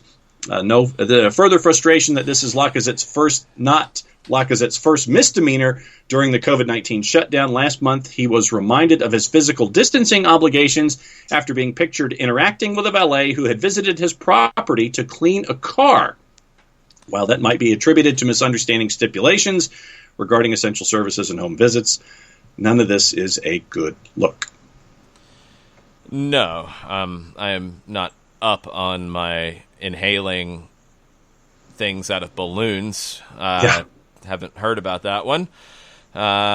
Pretty stupid, especially when you've already had this problem, and then you're telling everybody that, yes, I'm just hanging out doing balloons. I'm doing balloons. That's the first I've ever heard of being referred to like that, but okay. Yeah. It's stupid. It would not have beaten Kyle Walker, and it's definitely not beaten Callum Hudson-Odoi. No. It's just...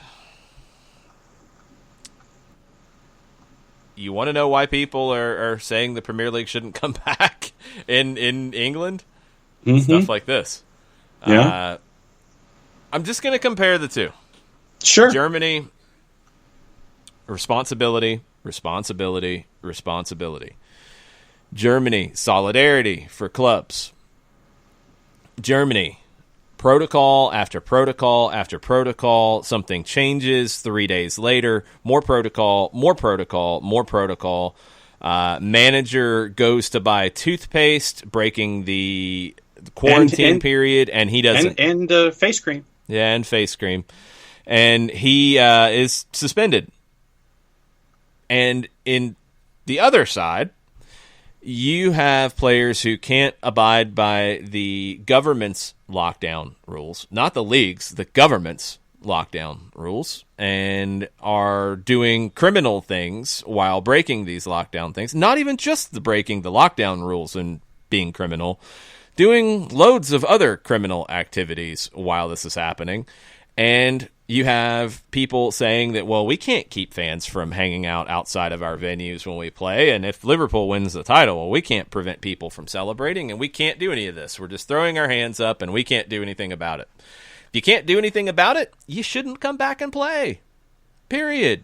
If you can't live up to the responsibility it's going to take to do this, don't come back and play. Don't. If your players can't live up to it, don't come back and play. If your fans can't live up to saying, hey, we probably shouldn't have that big celebration when Liverpool wins the title because it's not safe. If you can't handle that and you can't communicate that and educate people about that, then you shouldn't come back to play. If you show that you can handle the responsibility of doing it, come back and play. That's what we're getting down to. And all of these kinds of things. I mean, I'm just thinking of what we've had in England since all this started. You've had Jose Mourinho running sessions in a park that are at least shady, that people just showed up randomly and a bunch of different people are doing things when they shouldn't be doing things in that way. You have people worrying about fans. You have people arguing that, you know, they just make everything null and void, and the only reason they argued that is because of their own self-interest. You have the whole promotion relegation argument and battle. You have players getting arrested. You have Kyle Walker getting in trouble multiple times during this. You have Callum Hudson-Odoi. You have balloons. I mean, you have... I don't even remember. What did the other Twit last week do? Oh, Morgan Gibbs-White? Yeah, what did he do? He just violated protocol. It wasn't... give me a second, because... he's being fined by Wolves, by the way. He just did something stupid. I mean, but how many players in Germany have we heard about doing something stupid? We had the one, and I can't remember. No, not zero. No, that's not true. Don't lie. No. That's not true.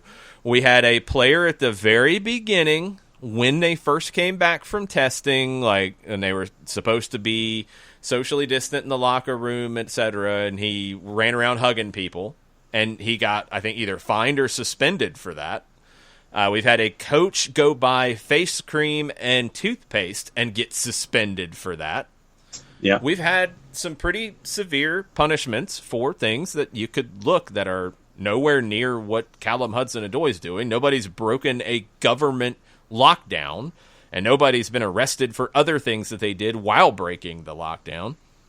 If England can't get their act together they shouldn't come back and play.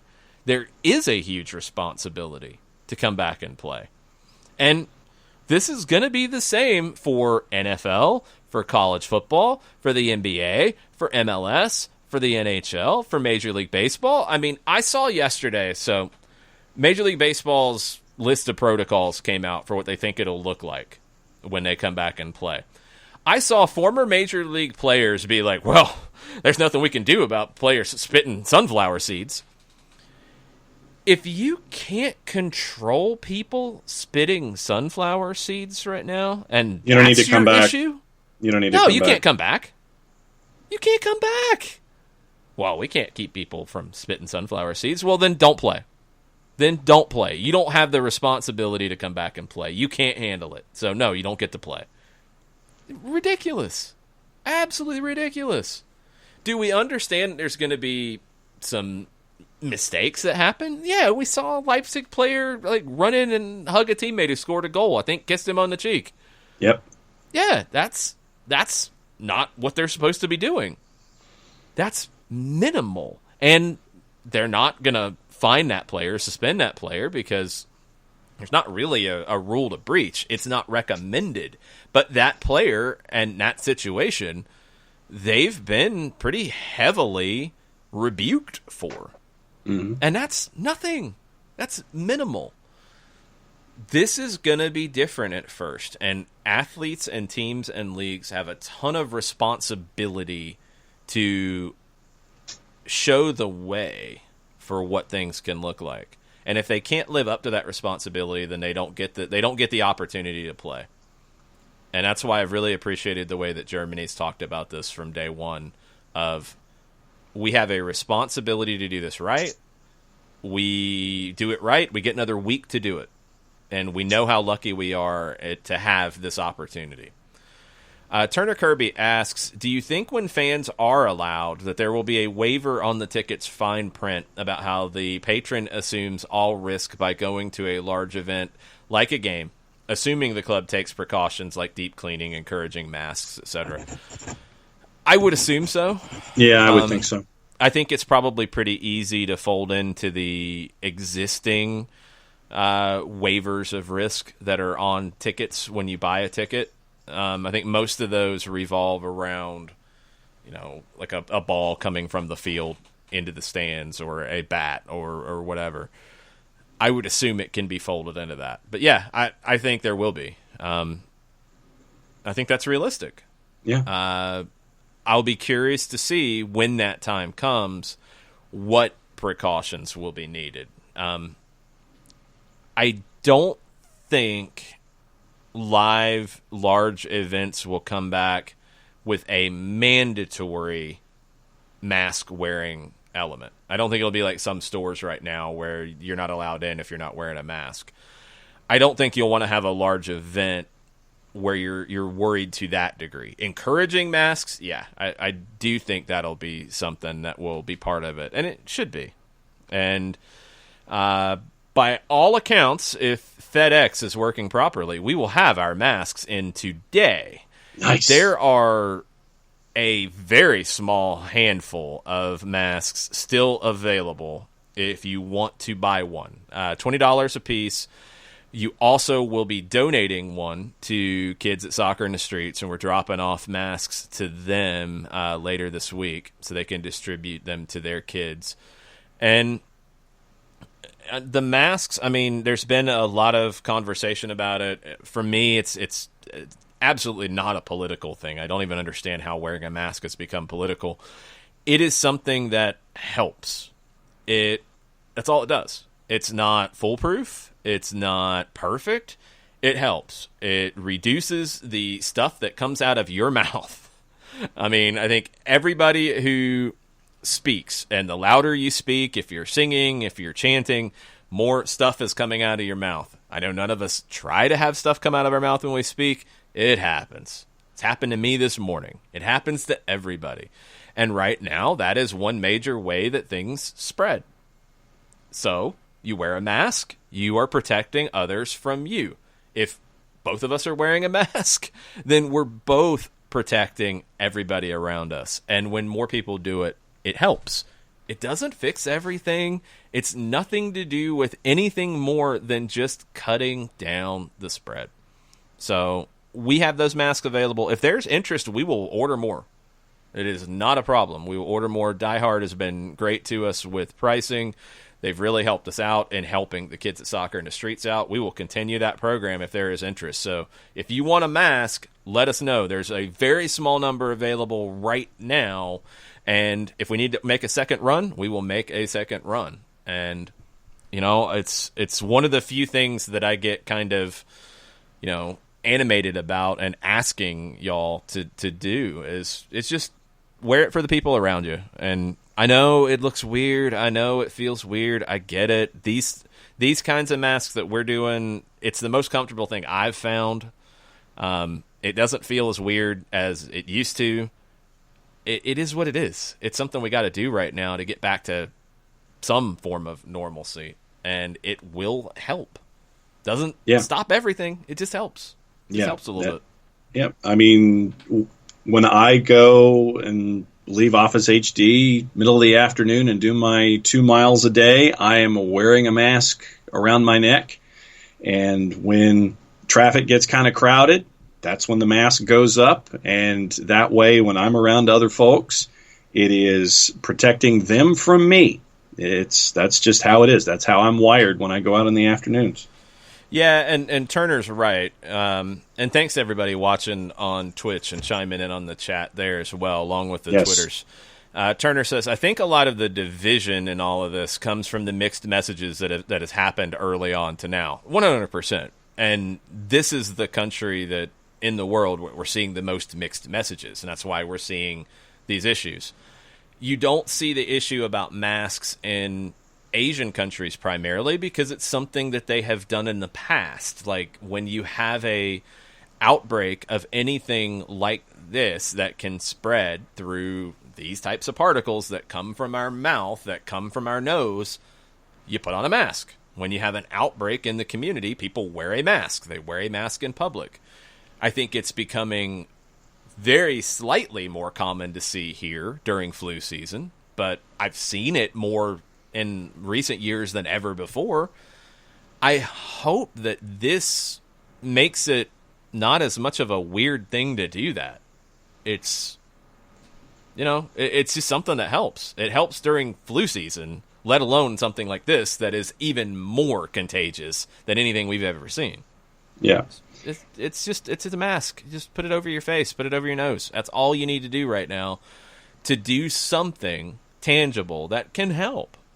It helps. It's, you know, whichever picture or meme you want to subscribe to here. I mean, I've seen the one about if people walk around with no pants on, and if like two people are walking around with no pants on and somebody starts peeing everywhere, well, if they're not wearing any pants, you're probably going to get wet. Mm-hmm. If they are wearing pants, most of it is going to be blocked. Uh-huh. If you're both wearing pants, then you're both good. You're both better, at least. I mean, if you want to look at percentages, you can look at percentages. I mean, it reduces risk. And, hey, I'm all about reducing risk right now. So, okay, soapbox is destroyed. Thanks, y'all. We still have a few masks. If you want one, please shoot us a message and let us know. Yes. Okay. I'm going to run through other countries around the world real quick to give you a snapshot of what's going on. Belgium has declared their champions. They have declared their relegation spots. They had stopped their season. We pretty much thought they weren't coming back, but they're not. They're not doing the playoffs they typically do. The team that is being relegated from the top flight has immediately announced the decision to challenge it. No shock. You have decisions to be made later about promotion from the second division. The idea right now is that their next season would start August 7th, which is 2 weeks later than normal. They usually get started a lot earlier, but they usually finish a lot earlier too. And they are planning on having playoffs next year, just a little bit different format than usual. In Russia, Jefferson Farfan, Peruvian international, has become the first player to test positive for coronavirus in the Russian Premier League. no other contact with Lokomotiv players. So he should not be spreading it within the team, but you have a positive test in Russia in the Premier League. Portugal, they're looking to restart on June 4th, and they will limit stadium access to 185 people on match days. In Germany, they are allowing just over 300 people on match days. So a little bit different format in Portugal. I don't know why the difference. Keep John, updating the world. I'll be right back. Okay. I was like, you're trying to headbutt the camera, and I don't know what you're doing. But okay. John's running away right now. We will continue. Australia, Anna Harrington of FTBL website. A-League teams are hoping to return to training in June with the idea to finish the season by the end of August. They are hoping, they say starting in August is certainly the very, very latest we'd want to restart, but we're hoping that we're going to have players up and running again on the football pitch training from June at the earliest. And this is from James Johnson, the FFA chief exec. They're looking at different types of hub models. There's a couple different ideas on what this looks like.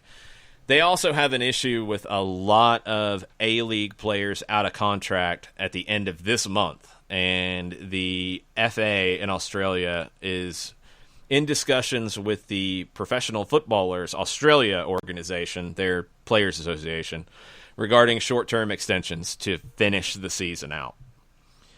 In the CONCACAF region, we have some updates. Jamaica, everything's canceled for the rest of the season, and they are calling it null and void. That is from Nutribullah, a Jamaican journalist.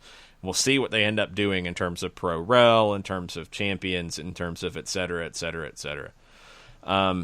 Mexico, the top division, Liga MX, awaiting a reactivation plan from the government before announcing their probable return date.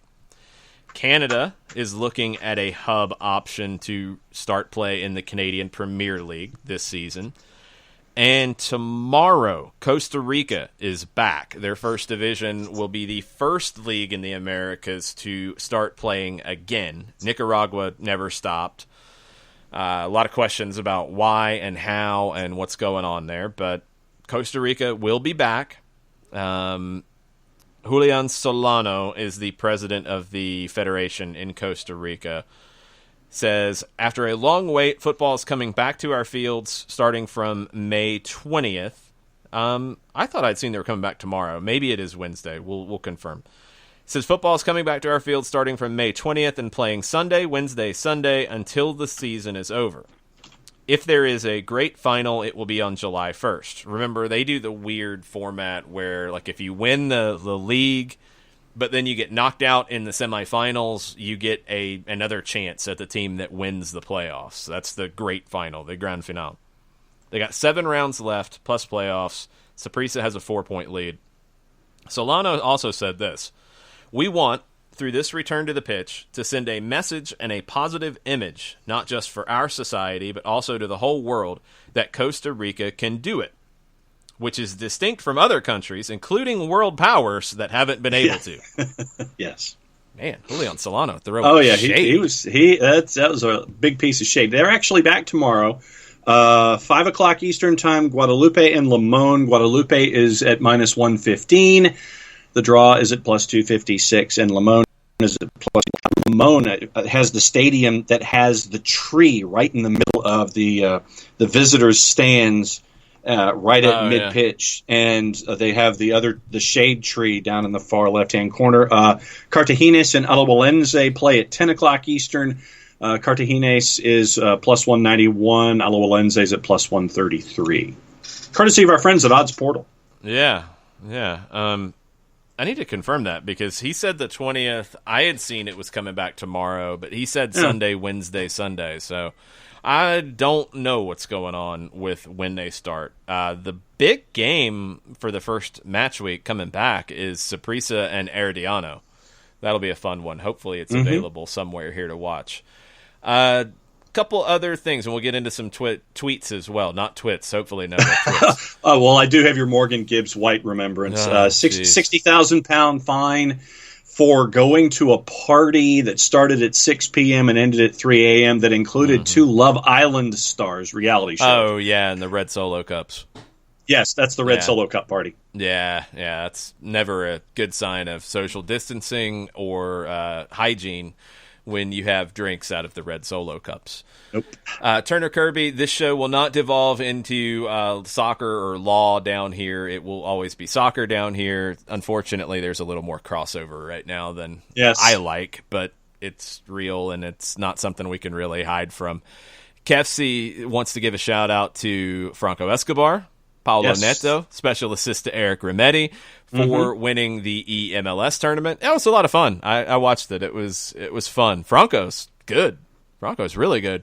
And when it looked like Franco had the game sealed in the final, it kind of slipped a little bit, and you had a comeback, but Paulo Neto had a great second leg of the final and got it done. So big win. The Darren Eales trophy pose is always funny, and he did it for this as well. So shout out. It was fun. Thanks to Fox for putting that together. It was a lot of fun to watch. I think the EMLS stuff is getting a boost from this, and we'll see if they can continue to do that and continue to do more with it, because I think there's still going to be some opportunities to grow that side of it.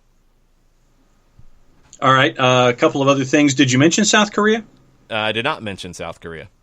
Okay.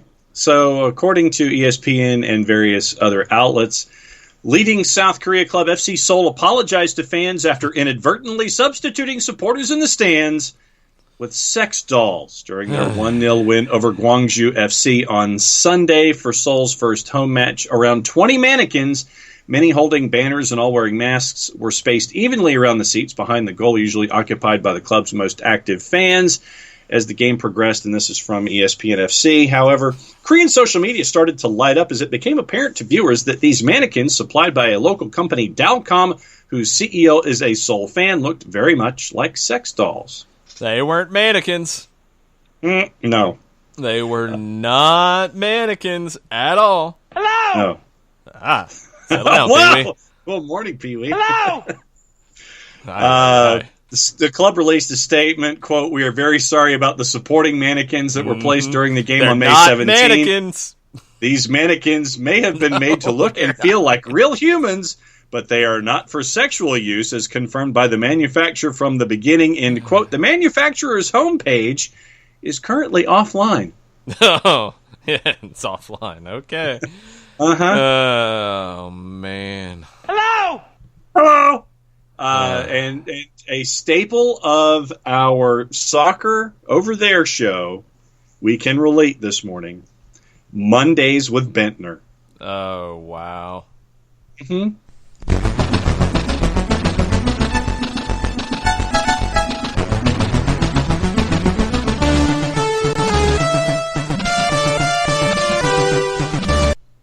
I don't know why he gets that, but he gets that. The 8-bit welcome to Nicholas Bentner. From our friends at the Daily Mail, Nicholas Bentner has admitted to losing £5.4 million through his addiction to poker. Oh, Bentner. Oh, Bentner revealed the details of his addiction on his Danish reality TV show alongside his model girlfriend. It is going on. I worried that the show would be in trouble because of the coronavirus shutdown, but I guess they figured out a way to make it happen. He told viewers that he blew large portions of his wages on Texas Hold'em as a 19-year-old boy, but has learnt from his mistakes. Quote, "I lost a lot of money, an unrealistic amount. It's hard to say how much it was in reality, but I'd estimate that it was almost 50 million corona, around 5.4 million pounds. That's a lot. It was something that I was always in control of, and I simply bet big sums of money. Sometimes in London, things would get out of control on a night, and things could really have ended badly. Now I place smaller bets of 100 corona, which is about 12 pounds. Okay. So, hey, is he broke? That's a good question. I'm guessing the reality he's doing a reality show. I was going to say, the reality show's paying him. So he's got a supermodel wife, girlfriend. What is it? Girlfriend. Girlfriend, I think, technically, I think that she is listed as model girlfriend Feline Ropsdorf. All right. Well, Lord Bentner is not broke, so it's like the Michael Jordan stuff. People wanted to go nuts about him gambling. Well, he had the money to gamble. $10. He had plenty of money to gamble. So, cool. If that's what you want to do, yeah, have at it. I mean, Bentner lost a lot of money. Jordan supposedly lost a lot of money at times, too. Okay. He ain't broke. No. So that was your Bentner update. Chris Hutchison, back to our honorable mention in Alexander Lacazette, says that just say no to N2O. It's a ballooning problem. Oh, jeez. So, do you have a rim shot handy? No. Hello! Morning, Pee-wee. So we've had Pee-wee and the Bandit on this morning, but yeah, when I saw the Mondays with Bentner update, I could not resist bringing that to the floor. So upsetting. I mean, that's kind of tame. I was hoping to get more ridiculous things out of Bentner, but it is what it is. But the thing is, though, with a reality show, you have to kind of pace yourself with the information because you don't want to sit there and just lay it all out there. You don't want that heaviest piece of information out there right at the beginning. I mean, what if in hour one of The Last Dance you found out that the flu game wasn't the flu game? Yeah, why are people... Here's what I want to know about The Last Dance. Like, when this started, everybody loved it, was going nuts, it was great. And then by the end, it's getting to where people are doing the whole, like, yeah, that's not true. He's just making that up. Yeah, this isn't even a documentary. This is just a Michael Jordan show. Like, shut up. Yes, Michael Jordan agreed to do it, and Michael Jordan has the clout to say, I'm not going to talk about that. What did he not talk about, by the way? Was there anything from his career that he did not address in this? Nothing. He addressed the rumors of being suspended when he went to play baseball. And I've seen very prominent people trying to throw conspiracy theories out there about that are just not there. David Stern said it wasn't true. David Stern talked about it, yeah. Michael Jordan said it wasn't true. Everybody said it wasn't true. And, of course, now, even after all that, you still got the, well, wink, wink, nudge, nudge, ho, ho. Yeah, he just went to play baseball because he wanted to. His dad got murdered. Mm-hmm. I mean, at some point, you got to remember the time frame and not just throw your conspiracy theory out, because now, after 5 weeks of a very entertaining television program that you don't want to call it a documentary because Jordan was part of it, fine, whatever. I don't care what you want to call it. It was highly entertaining, and it gave you a glimpse into things that you don't normally get to see. But you want to then turn and start throwing conspiracy theories out? Stop. And people who should know better are doing that nonsense. It was incredibly entertaining, and I saw the same thing about the food poisoning flu things. Like, oh, well, now he's just saying that. What difference does it make? Like, if it's flu or if it's food poisoning? Oh, it's just a hangover. When 5 guys come to deliver you a pizza. Yeah. Multiple people said this. Not just Jordan told a story and said, yeah, this is what happened. Like, multiple people were saying this in this situation. Did they all make up the story? Maybe. I don't know. But why would you? Why would you go from saying flu, which is what everybody thought it was, to food poisoning? It doesn't change anything. It's different because, yeah, it sounds like somebody gave him a bad pizza on purpose. Mm-hmm. So it doesn't change. It doesn't make Jordan's accomplishment greater. It doesn't change it. It was incredibly impressive. There's no way around that. People want to hate because people just want to hate. Why? Why do we live this way? Stop doing this nonsense. Mind-blowing. If you were not entertained by this show, that's fine. Don't watch it. I was. I thought it was the best off-field sports programming I have ever seen. Period. From the production level, the musical choices, the content, the behind-the-scenes access, the interviews, the revelations, the funny moments, the touching moments, all of it. It was incredibly impressive and entertaining. Cool. I'm good with that. That's what I wanted, and I got that out of it. If you don't like Michael Jordan and you never did, well, you probably didn't get anything out of this. Good for you, I guess. But to start doing the nonsense about conspiracy theories and all this stuff, just stop it. Stop it. And again, back to people with a voice trying to use their voice for stupid nonsense. Don't do that. Come on. Trying to gain attention to themselves by giving a hey, ludicrous look at opinion. me. Hey. Yeah. Stupid. Stop it. Exactly. It's the same thing.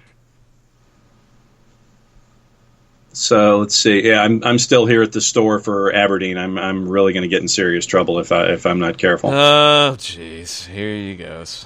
At least it's a club that's real and not a movie prop or a dead club. See? There's your movie prop. Yep. And Atlanta Chiefs. Broke out the Atlanta Chiefs this morning.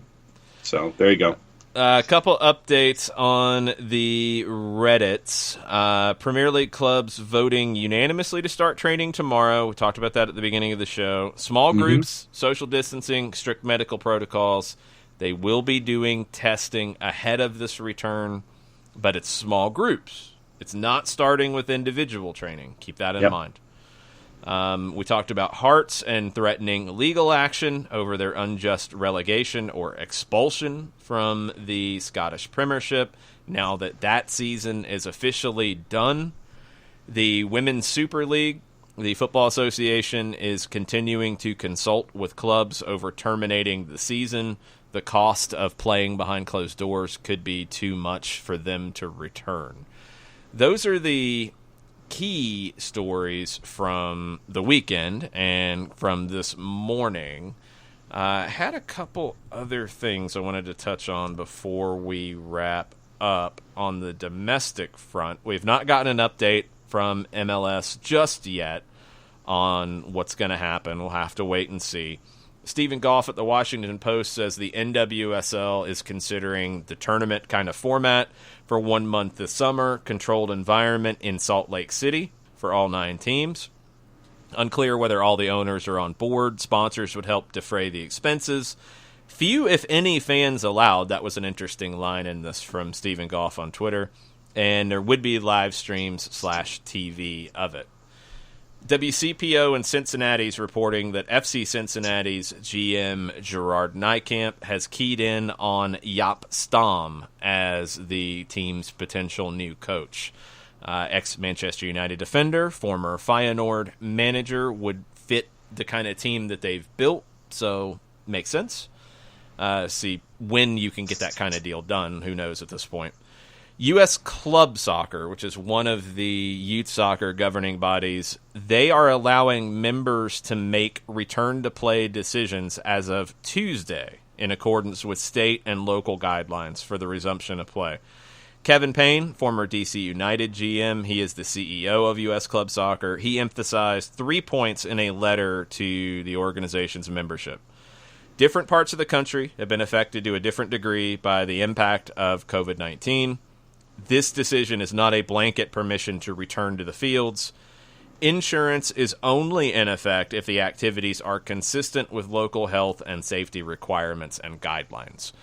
That's U.S. Club Soccer. U.S. Youth Soccer has not made an announcement like this as of yet, so stay tuned on that front. And one more we didn't talk about. FIFA has confirmed to its members that there will be an online vote of the FIFA Council for the host of the FIFA Women's World Cup in 2023. You had 4 bids that got to the final stage, a combined effort from Australia and New Zealand, Brazil, Colombia, and Japan. And FIFA was able to get their site visits done before the outbreak of this. That's why they can get to this voting stage. They completed everything up until the vote. They will be able to do the vote. It will be online. FIFA Council meeting June 25th, and that's when we'll know where the next Women's World Cup will be. Jonathan Tannenwald also this morning, the union starting individual player workouts in the state of Delaware, getting around stay-at-home orders in the state of Pennsylvania. Keep an eye on MLS teams doing that. That's going to be a key because you've got some that can't train. And if you're going to progress to small groups, you've got to be all able to do it at the same time. The individual stuff, nobody's gaining a competitive advantage right now. You get to small groups, you will start to see competitive advantage. So be on the lookout for how teams handle it. Final one, this is coming out of France. Sochaux in the French second division is reportedly signing a player to a 3-year deal. He's got to take a medical. Player that we know, Florentin Pogba, reportedly joining Sochaux in the French second division. 3-year deal. That's good for Florentin. Good for Flo. Good. No doubt. Good stuff from there. Couple of other things real quick on the Twitter timeline. Thomas Gowin with a suggestion for fandom in the stadiums. Have one fan per section mic'd up and mixed over the PA. Adult language warnings all over the screen, of course. I mean, if you're going to have the Last Dance with the adult language that was included in the ESPN version, you could watch on ESPN2 if you didn't want to hear Michael Jordan drop the F-bomb over and over again. Yeah. Okay. I mean, I don't know. I don't know how you're going to do it once you get back. It's going to be weird. I didn't have a problem with the games and the lack of crowd noise. It's different. Yeah. I've called preseason games that haven't had crowds before, so it wasn't that jarring to me. It's not ideal, but it's where we're at right now. It is what it is. I'd rather have that than fake noise that is not actually happening. Amen. Chris Hutchison says you'd have random leather-lunged cursing that doesn't get caught by the censors, too. Yeah, you would have that. That would happen. So, gotta be careful. Yes, careful. We are caught up on the Twitters. How about on the Twitch? Last one from Badgermon about the Aberdeen sale. The stuff is actually cheaper because VAT is removed for us. So the Aberdeen jerseys are $14.22. Yep. Well, actually, because I've got the my order summary has $11 or £11.67. So yeah, I mean that's pretty sweet. $14.22 is the conversion for that. So you want to get an Aberdeen jersey? Do it now. Yeah. Worldwide shipping from DHL is £22. So that's where we are. So £22. What about $25, $26? Yeah, $25, $26 to add to it. Yeah, $27 or $28. I think around $28 is what you're looking at. Yeah. So shop.afc.co.uk. All right. Have at it. And go up a size or two because European sizing is a little different than U.S. Yeah, check it. I think that's actually changed a little bit. I don't think it's quite as different as it used to be. So double check their sizing. I think they have a sizing chart there for you if you need to. So check that. We had a question about scarves. We do still have scarves. We do still have some hats. Not many of either one. Shoot us a message if you want that. We have a handful of scarves, a very small handful of scarves, hats, and masks left. So if you want one, shoot us a message. We'll get you taken care of. We have our Teespring store as well. You can get a link to that. It's teespring.com/soccer-down-here. There's also a link on soccerdownhere.net. So that stuff's available as well. That's remote shipping. You need a mask, hat, or scarf. Shoot us a message and we'll get you taken care of. Badgermon says that the sizing should be the same as Atlanta United replica sizing because it's the same provider in Adidas. So there you go.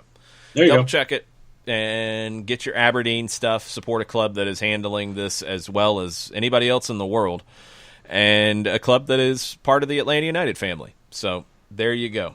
Thanks, everybody, for hanging out with us. Thanks for messaging us however you have all morning on Twitch, on Twitter, anywhere else. Thanks to people who have sent us stuff after the show airs, a little more clarification. Bernd Durstberger has been great in stuff from Germany to give us a little better understanding of the situation and the lay of the land. So thanks to everybody who's been part of the SDH family over the last few months, and we're going to keep you updated on everything that's going on in the world of soccer from now until we start playing again, and then we'll talk about real games locally here, hopefully, sometime soon.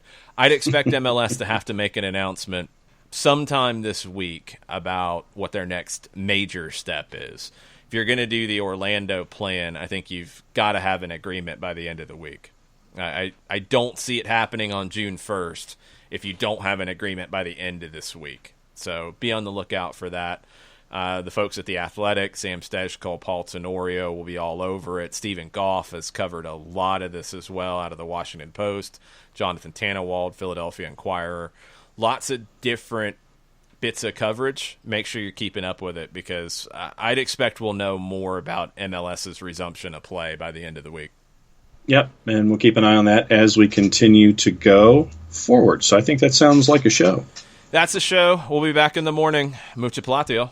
Mucho platio.